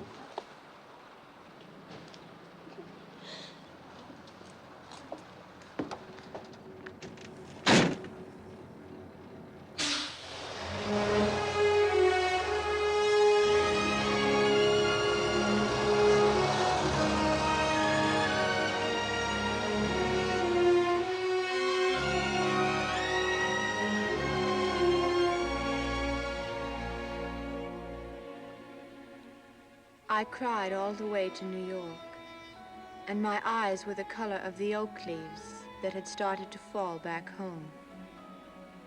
For days I struggled to keep alive, and I shivered with loneliness in a back room on the 4th floor of nowhere.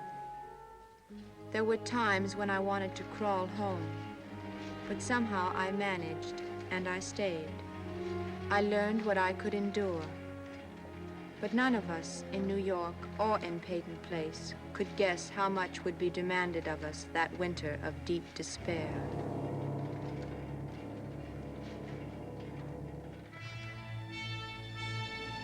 I knew families at home would be getting up on frosty mornings, driving their sons to a place of hurried goodbye.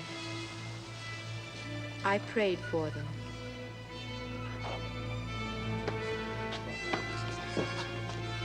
Come on, fellas, get your last cup of civilian coffee. That army stuff is used for waterproofing shingles. Yeah. That's what I heard.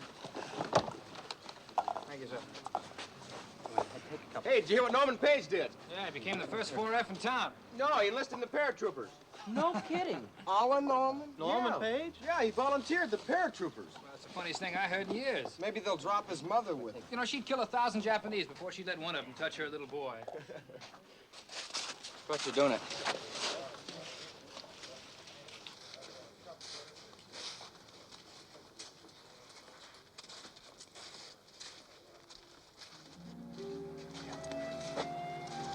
Rodney, I'm gonna cry. No, you don't. Don't say anything silly either.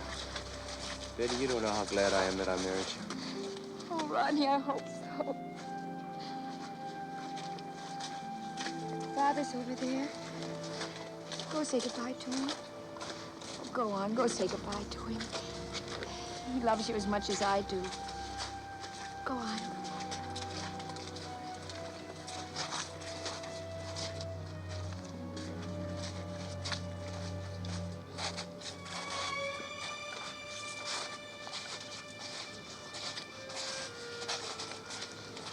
Take care of yourself. And whatever you do, do it honorably. Well, that's the family motto. Say, do me a favor, Dad. Certainly, son. Take care of Betty if she needs anything. She won't ask you for it, but she might need it. I'll keep an eye on her. Will all the draftees assemble over here, please? Come right in close.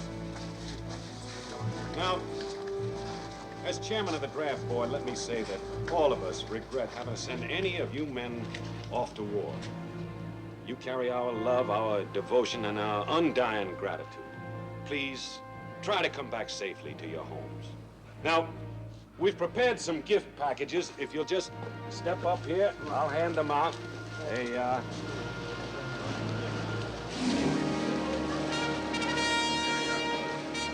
Peaton Place, draftees, in the bus on the double. Let's go. Best of Hubba, luck. hubba, hubba. Come on, boys, hurry it up. Make the goodbye short. Name loud and strong. Last name Monkey. North, Clark, Crosby, Culver, Jones. Harvey. Keep going right in, boys. That's it. You boys are gonna love the Army. Elliott, right. Right. Hurry up in the back of the bus, all the way. Plenty seats for everybody. Nothing in this world's gonna stop me from coming back. I love you, Selena. I love you, Ted. Come on, hurry up, hurry up. On the double. Hubba, hubba, hubba. Let's go, boys. Got 'em all. Hey, you. Snap it up on the double. Let's go. You know, you can write to her later on government stationery. Goodbye, folks. Let's go, Tom.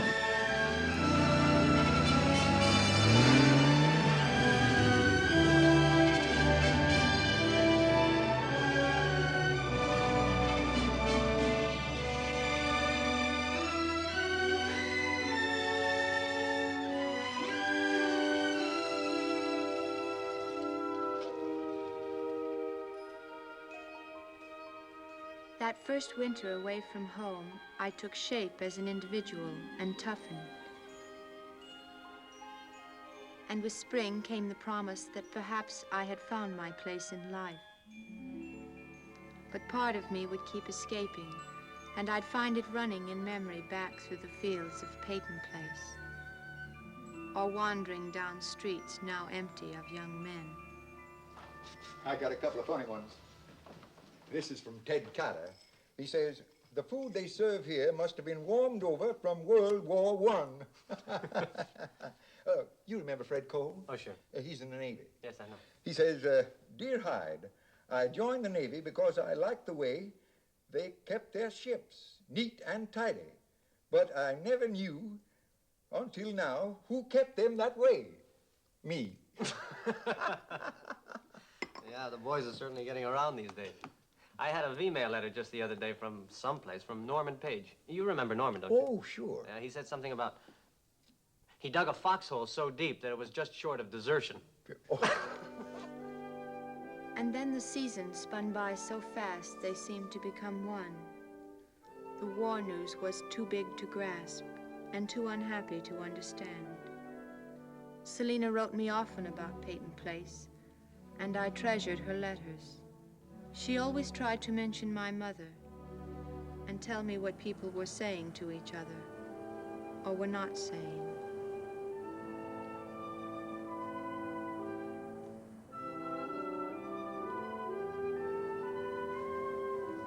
Eventually, I broke the ice of my intentions and subscribed to the Peyton Place Times. I was hungry for names that meant something to me, but among them, unhappily, came the names of those who were gone forever.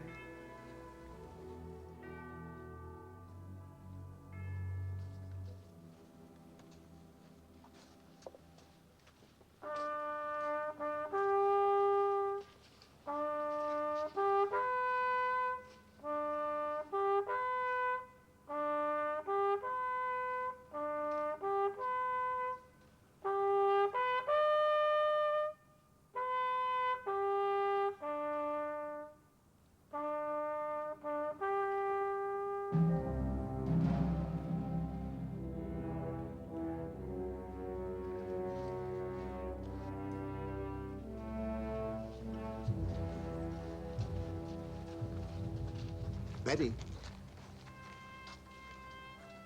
Rodney asked me to take care of you, I don't need your help, Mr. Harrington. but I need yours. Rodney was a better boy for having married you. When I was 6 years old, I was in love with Rodney. And for years afterwards, I never even thought about anybody else. I was a kind of flashy girl, I know, but Rodney liked flashy girls, so that's the way I was going to be. Funny thing is, Rodney always loved me as much as I loved him. But you taught him appearances counted more than feelings. I was wrong. Rodney discovered it. Let's keep what's left of the family together.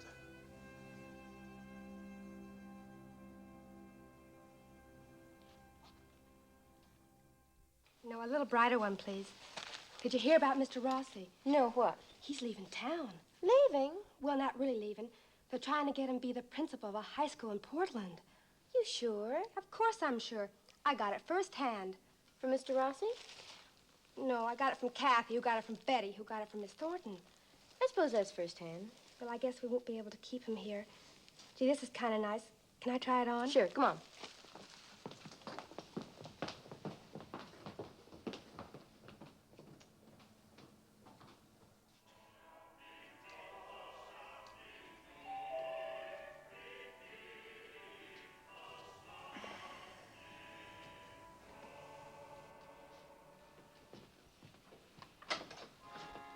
Merry Christmas. Come in. Merry Christmas. It's been a long time, and it is Christmas. You don't have to explain a gift. Thank you. Come in. Let me take your coat. Well, I can only stay a moment. I have to deliver a few more things. Can I fix you a drink? No, thank you. Well, come in, sit down. Well, I really came to... Is it true that you might go to Portland? Oh, well, I've received the offer. It's a larger school and naturally much more money. So, of course, you'll take it. Well, I don't know. I have a week to make up my mind. Sit down.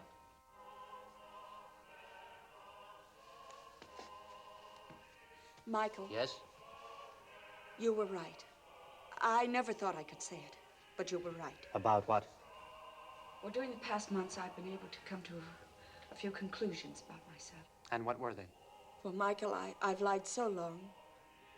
I was everything you said, especially that night in the kitchen. I wanted you more than you could ever have wanted me. I had no right to say those things to you. Yes, you did. And I came here to tell you the truth. Connie, you don't owe me any explanations. Allison didn't leave home because of Nellie's suicide, but because she hated me. She won't answer my letters or phone calls. Why not? The night you walked out, Marion Partridge called me. She told me Allison and Norman Page were swimming. I heard about that woman and her phone calls. Well, I've always been so afraid of scandal. I believed Marion. I believed that phone call. And without thinking, when Allison returned, I told her some terrible things. What things? Come on, Connie, what things? I'm Allison's mother, but I've never been married. Not to Angus Mackenzie, not to anyone. I went to New York and lived with a married man. After he died, I came back here and lied. And I've been lying ever since.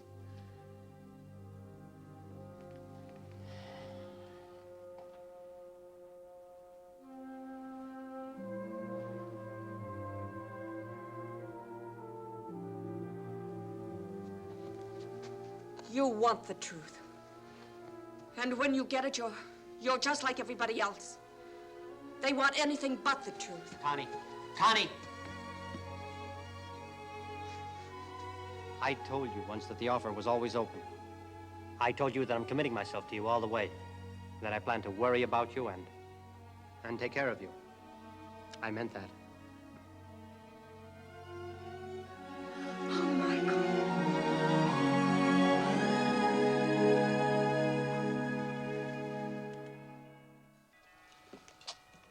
How's that? Fine. I'll get it. Merry Christmas. Ain't you gonna invite me in? Not a very friendly greeting after I practically broke my back getting here. Hi, Joey. Say, there's a blizzard blowing up, big one. You got a drink? I'm froze. You're nowhere near froze with all you've gotten you already. See, the Navy hasn't managed to cure you of drinking. Cure me. Honey, the Navy's taught me tricks I never heard of. Say, sure made a lot of changes around here, ain't you? You bet we have, Lucas. And for a start, you can pick up your things and go. Ain't nobody gonna tell me what I can't do in my own house. This isn't your house anymore. I don't care what you did to it. This is still my place, and don't you forget it. Did you just come back here to make trouble? You heard about Ma, didn't you? Yep, heard about her.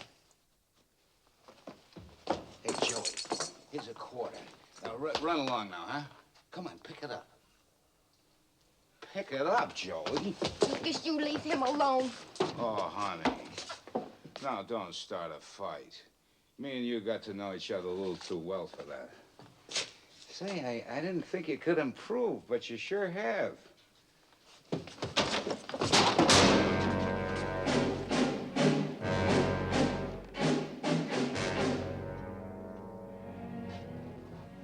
Oh, it ain't like I was your real pa, you know.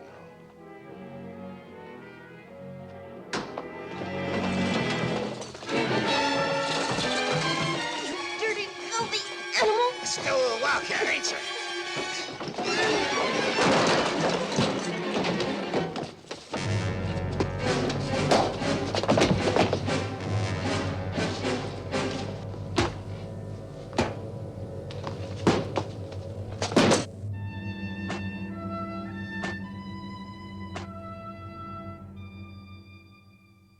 As we worship together this Easter morning, and more as we pray to him who died and rose again, that we might have life and have it more abundantly, let us remember especially those who have gone from this country and this town to live and die in far-off places for a like purpose.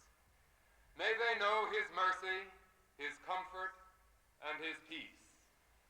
May we uphold them with our prayers, encourage them with our letters, honor them with our love, and may our lives, not less than theirs, be dedicated to that same Lord, who alone can give to life a perfect freedom and a final peace. Let us pray. Our Father, who art in heaven, hallowed be thy name. Thy kingdom come, thy will be done, on earth as it is in heaven. Give us this day our daily bread, and forgive us our debts as we forgive our debtors. And lead us not into temptation, but deliver us from evil. For thine is the kingdom, and the power, and the glory forever. Amen.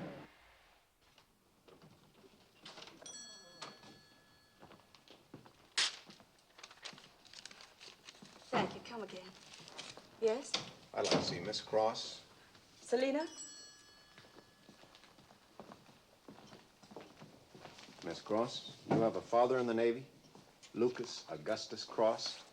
My stepfather. Have you seen him lately? Not for a year and a half. What's wrong? He went on leave and didn't come back. He's listed as a deserter. Miss Cross, you sure you haven't seen him? I didn't even know for sure that he was in the Navy.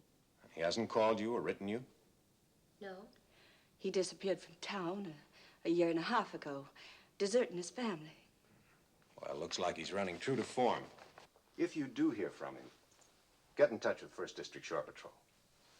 Well,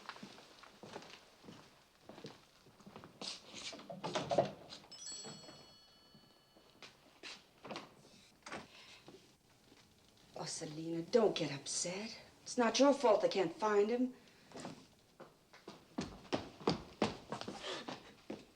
Well, what is it?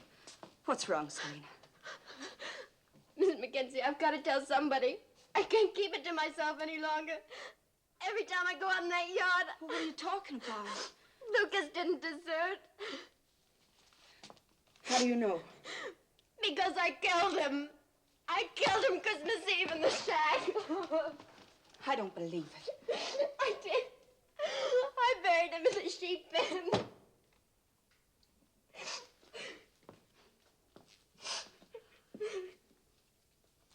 Selena, you've got to call the state police. No. No, I can't. You've got to. No. You should have done it long ago. Oh, please don't make me. Listen to me, Selena. Listen. One of us has got to call. I can't. No. You must call them now. I can't.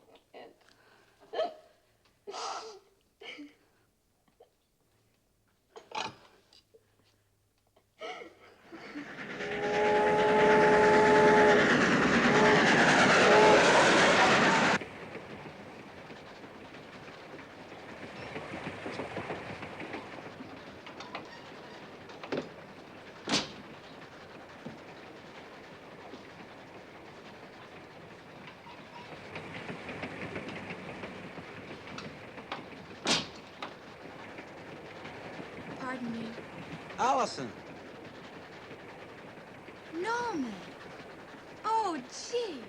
What a surprise. Yeah. Hey, come here. Hey, you guys, you know, Hey, you look older, more grown up. well, a uniform helps. And all the decorations. Yeah?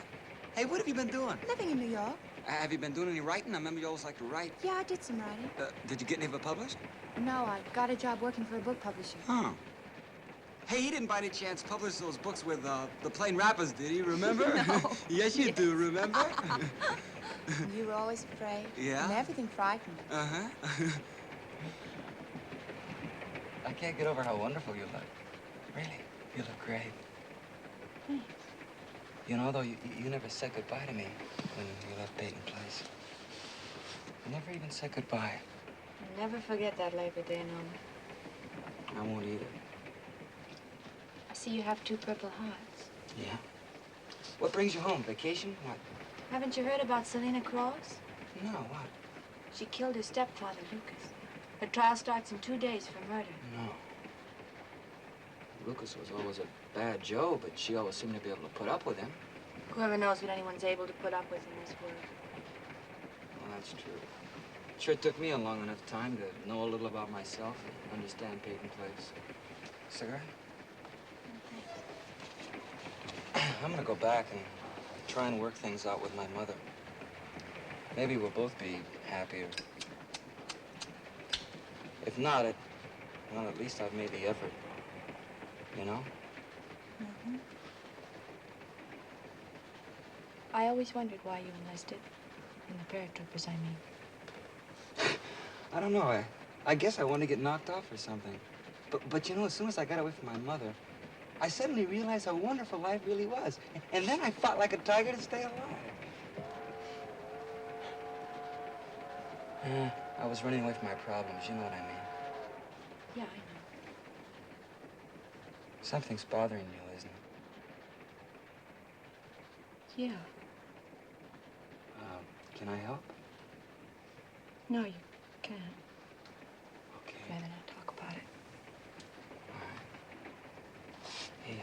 Have you had dinner? No. No? Would you like dinner with me? Okay. Okay. Uh-huh. All right.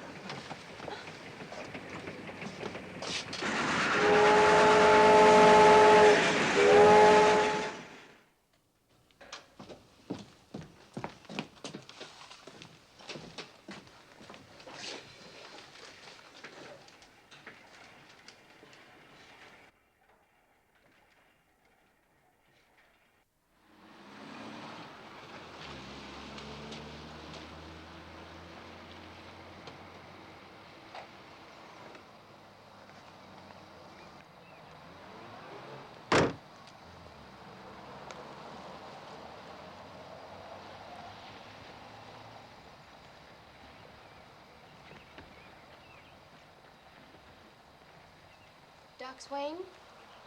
Hi, evening, Selena. Be right with you. My wife loved these flower gardens. I try to keep them up for her. Watch your feet. Are you going to tell them about me? I'll have to, Selena. Nobody in town must ever know. But if I don't, you'll be risking your life. I know that. Well, then why? Because of Ted. What are you afraid of? What he'll think? He loves you. You would ruin his life married to a girl who... Doc, you know not a respectable person in town would accept him. Respectable. What kind of respectability are you talking about? The people with enough money to hire him as a lawyer. Look, don't you understand? We're talking about your whole life. Prison can be a kind of dying. Losing Ted would be a worse kind of dying.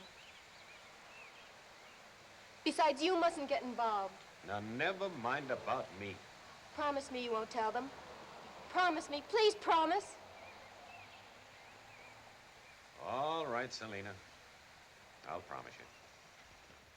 Selena, you don't seem to realize you face a possible life sentence. I need more to work with, much more. There is no more.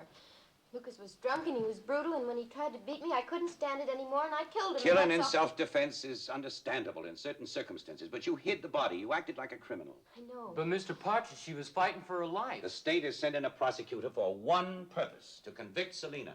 I've seen him work, and he's thoroughly competent and relentless as the law itself. Yes, tell her to come in. There must be something you haven't told me. Lucas tried to kill me, and I killed him first. But you hid the body. Why? Come in, Alice.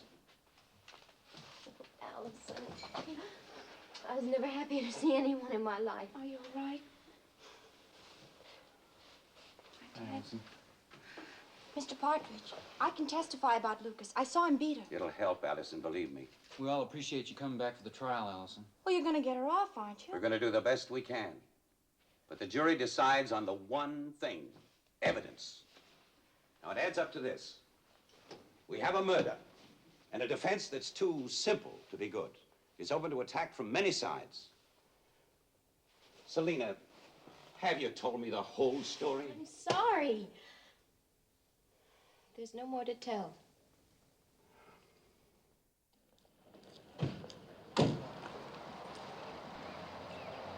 Mac.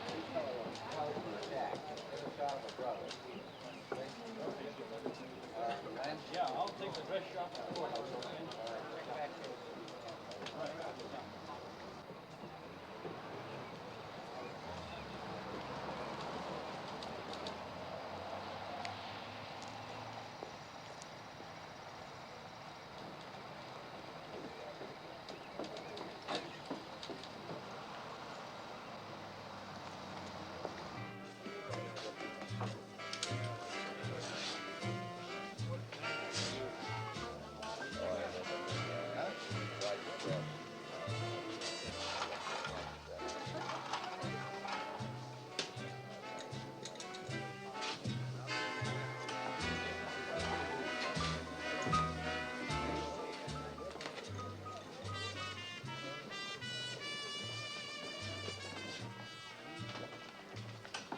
Hello, Allison. You look well. The drink in my hand? Would you care for something?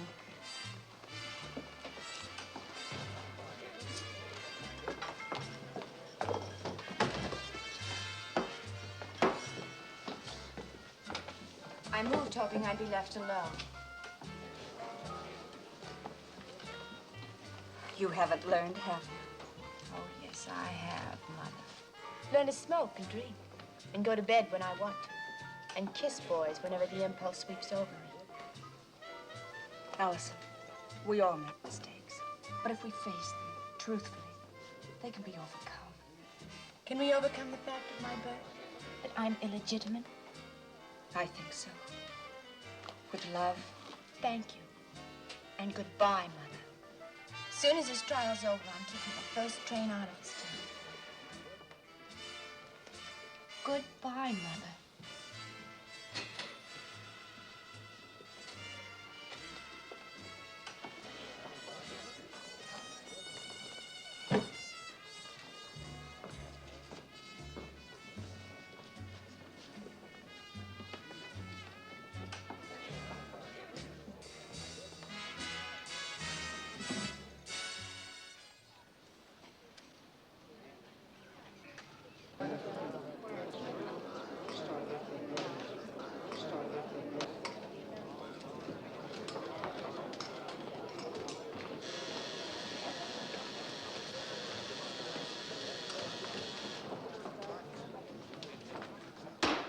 Court will come to order.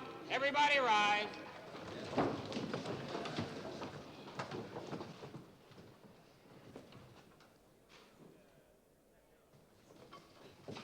Be seated, please. The recess in the trial of the State versus Selena Cross is over. Gentlemen, you may proceed. Prosecution wishes to recall Joseph Cross to the stand.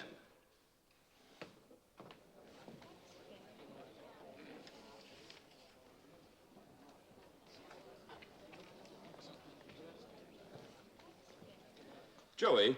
I told you this morning my name was Joseph.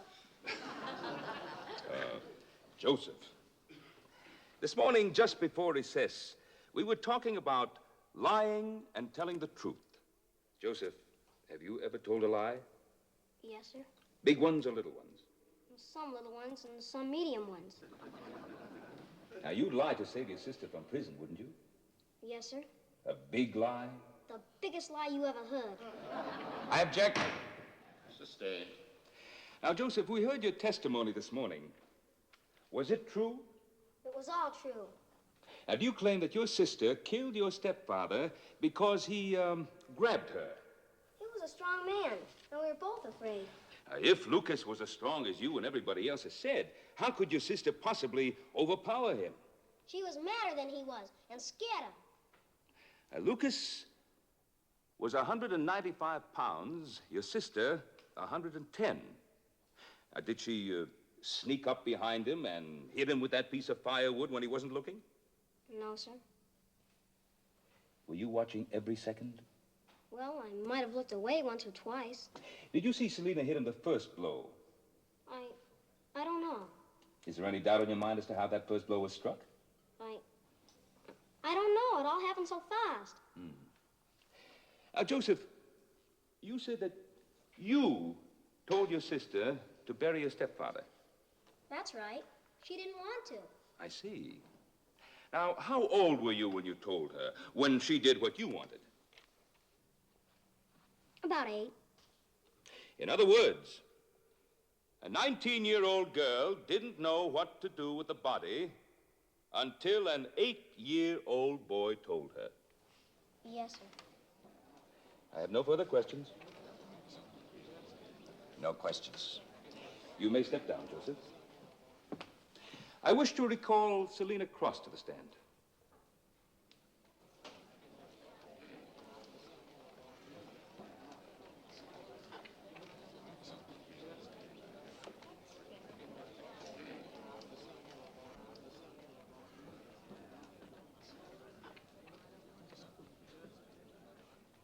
Miss Cross, yesterday you told the jury that your stepfather disappeared from home a year and a half before you killed him.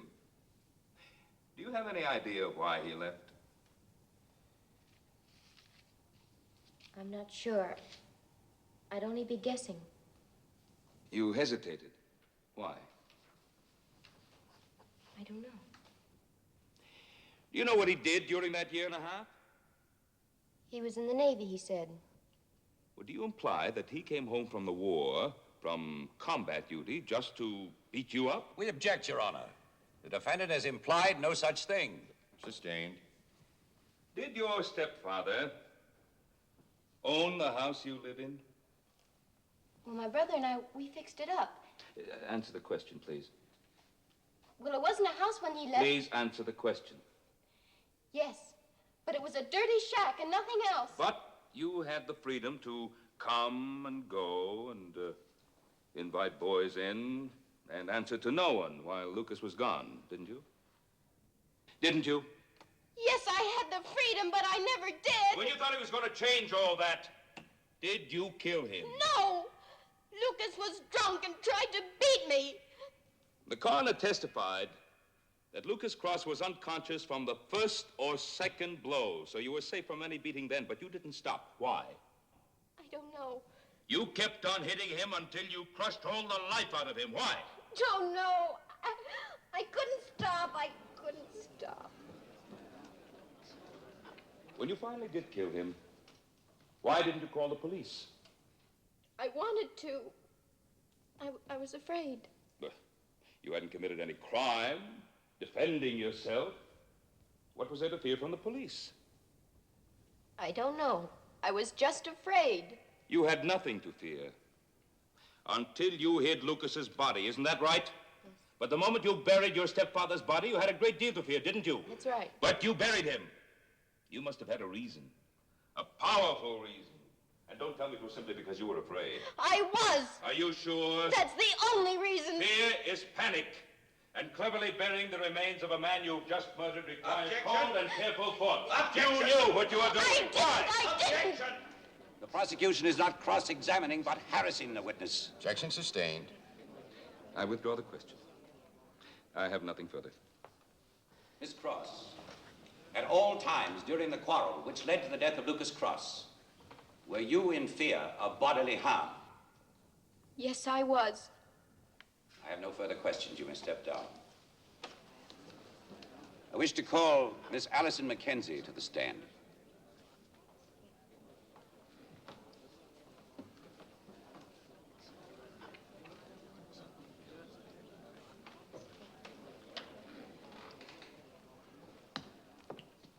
Raise your right hand.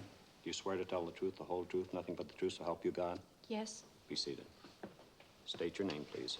Allison Mackenzie. Miss Mackenzie, how long have you known Selina Cross? Ever since I was a child. We went all through school together. Miss Cross is my best friend. Miss Mackenzie, you have testified that when you saw Lucas beating Selina, you thought that your presence prevented things from going further. I know it did. You don't know, you assume. Well, he was embarrassed to find me watching him. How many times did Lucas hit Selina? Once.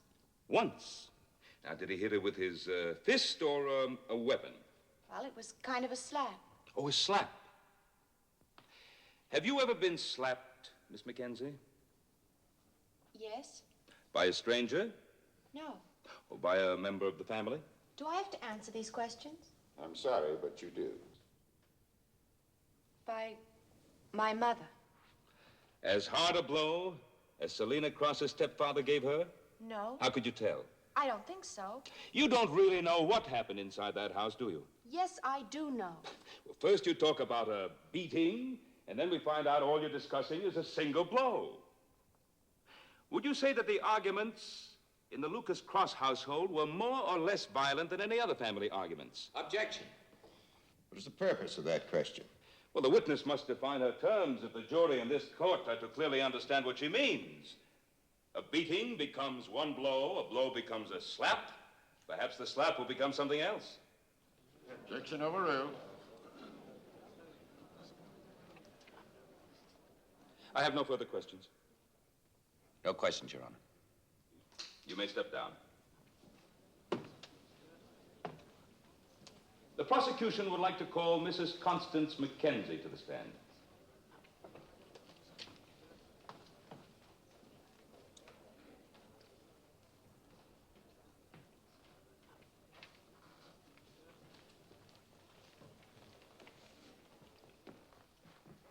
right hand.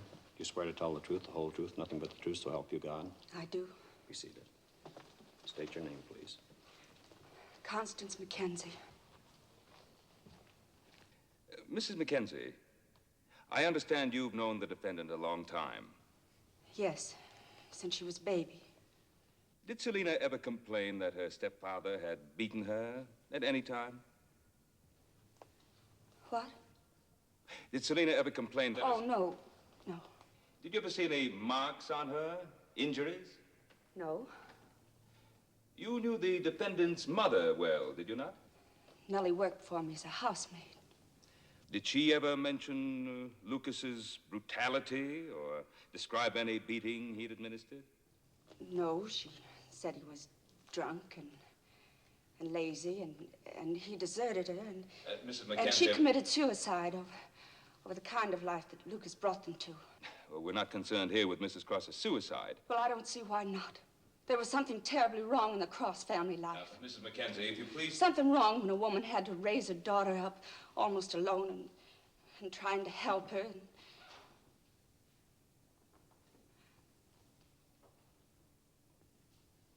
Mrs. Mackenzie... And not being able to help. Mrs. Not Mackenzie... being able to give. Mrs. Mackenzie, I am well aware of your deep concern over Mrs. Cross's suicide, but that is not the point at issue. Did your daughter ever tell you that she'd seen Lucas beating Selina? No. Now, don't you think that if she had seen such a shocking incident, she would have mentioned it to you?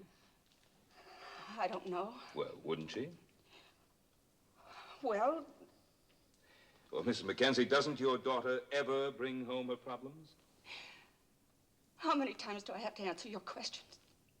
Well, until we find out the truth. The truth is, my daughter did bring her troubles home. And I wouldn't understand. Well, if she did bring her problems home, did she ever tell you about...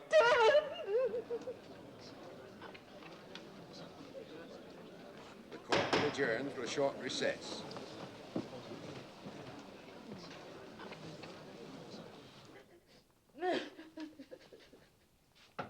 Come in. Oh, what have I done to Selena? You had no choice. But I did have a choice. Maybe the wrong one, but I'll never forgive myself if... You blame yourself too much, Connie.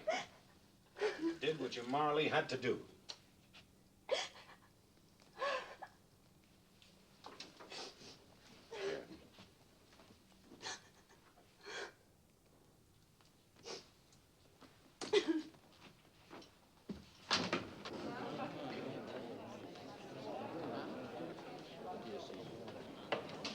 Charlie, could I speak with you? Sure, man.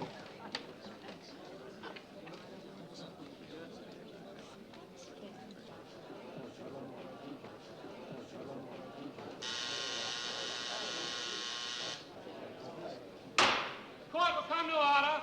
Remain seated, please.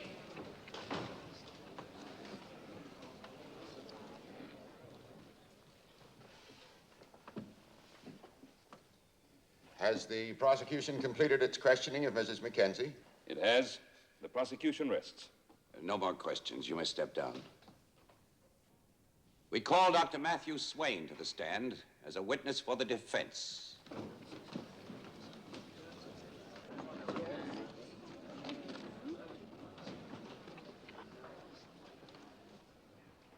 Raise your right hand. You swear to tell the truth, the whole truth, nothing but the truth, so help you God? I do. Be seated. State your name, please. Dr. Matthew Swain. Dr. Swain, do you know of any act of force or violence which Lucas Cross perpetrated against the defendant? I certainly do. We've wasted too much time torturing a girl who's emotionally unable to speak for herself. Lucas Cross was a drunkard, and a wife beater, and a child abuser. Object. Child abuser is an exaggerated and inflammatory word. When I say child abuser, I mean it in the worst way possible. I object, Your Honor. The deceased is not on trial. Lucas Cross's character as to force and violence is on trial here. You may continue, Dr. Swain. The night that Lucas Cross left town, I performed what I recorded as an appendectomy on Selina Cross. It was not an appendectomy. I falsified my records. I assisted her in a miscarriage. A miscarriage of Lucas Cross's baby. I said it was Lucas Cross's baby that Selina Cross carried. I object to admitting any such statement as evidence. On what grounds do you base your objection? It's the unsupported conclusion of the witness. Except that it happens to be true. Can you testify to this of your own knowledge? I can. Objection overruled. Continue. I have here a complete admission of guilt, signed by Lucas Cross. Will the attorneys please approach the bench?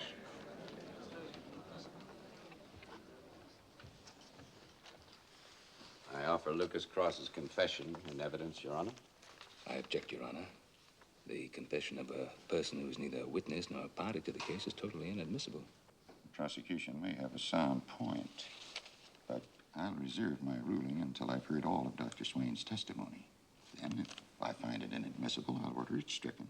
Dr. Swain's entire testimony is stricken from the record, Your Honor. I will rule on that when I've heard it. You will complete your statement, Dr. Swain. I'm sure that the prosecutor will see to it that the state investigates my records, and perhaps I could lose the great privilege of practicing medicine. But it's time that someone spoke up and paid whatever price is asked for the privilege of speaking. Selina killed Lucas out of fear of being forced to submit to him again. And then she hid her crime for fear of how we would react to her being assaulted by her stepfather. She couldn't trust us with the truth. Selina had no one to go to but me. She only came to me because she had to for medical reasons. She swore me to secrecy. Now I'm violating that secrecy for a bigger purpose. We're all prisoners of each other's gossip, killed by each other's whispers, and it's time it stopped. Our best young people leave as soon as they're old enough to earn the price of a bus ticket. They contribute the best part of their characters to other communities because they're stifled in Peyton Place. Your Honor, we're not interested in Dr. Swain's... Matthew Swain has come forward at considerable risk to himself, and I intend to hear him through without any further interruption. I will rule on your objection when he's finished. You'll continue, Dr. Swain. We're a small town, but we're a prosperous one, and yet we allow tar paper shacks to stand. We have half a dozen churches which most of you attend, and then don't practice the word they preach once you walk down the steps. We have a fine school that you take for granted. We have a newspaper with a most intelligent editorial page which you use for wrapping garbage. It's time you people woke up. Perhaps today is the day that you will, because there's something much bigger than the tragedy of Selina Cross on trial here. Our indifference. Our failure as a community to watch over one another, to know who needs help and to give it. Selina's been living in a prison of her own long enough, one that we helped build. I have nothing more to say, Your Honor.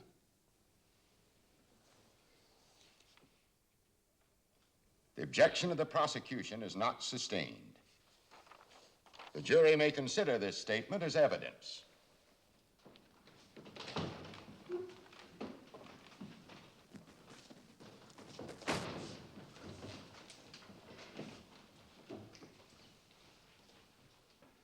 Ladies and gentlemen of the jury, have you reached a verdict? We have, Your Honor. The foreman will read the verdict. We find the defendant not guilty.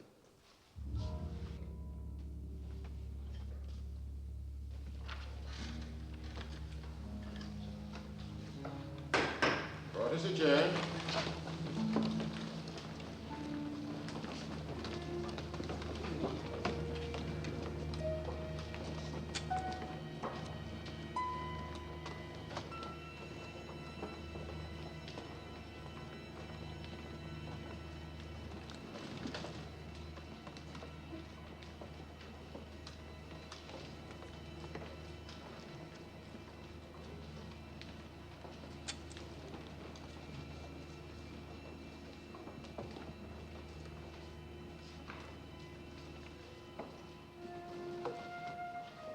Come on, Joey.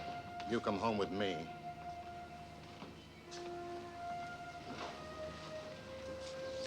Selina, would you like to go now?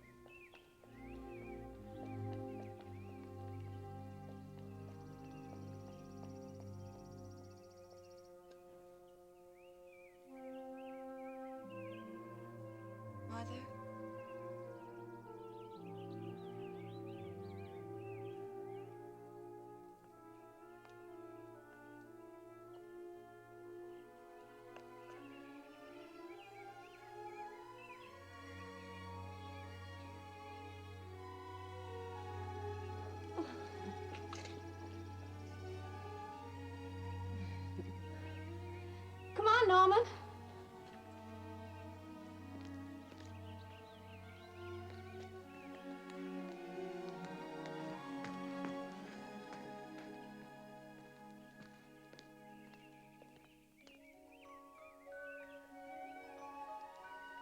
We'd finally discovered that season of love.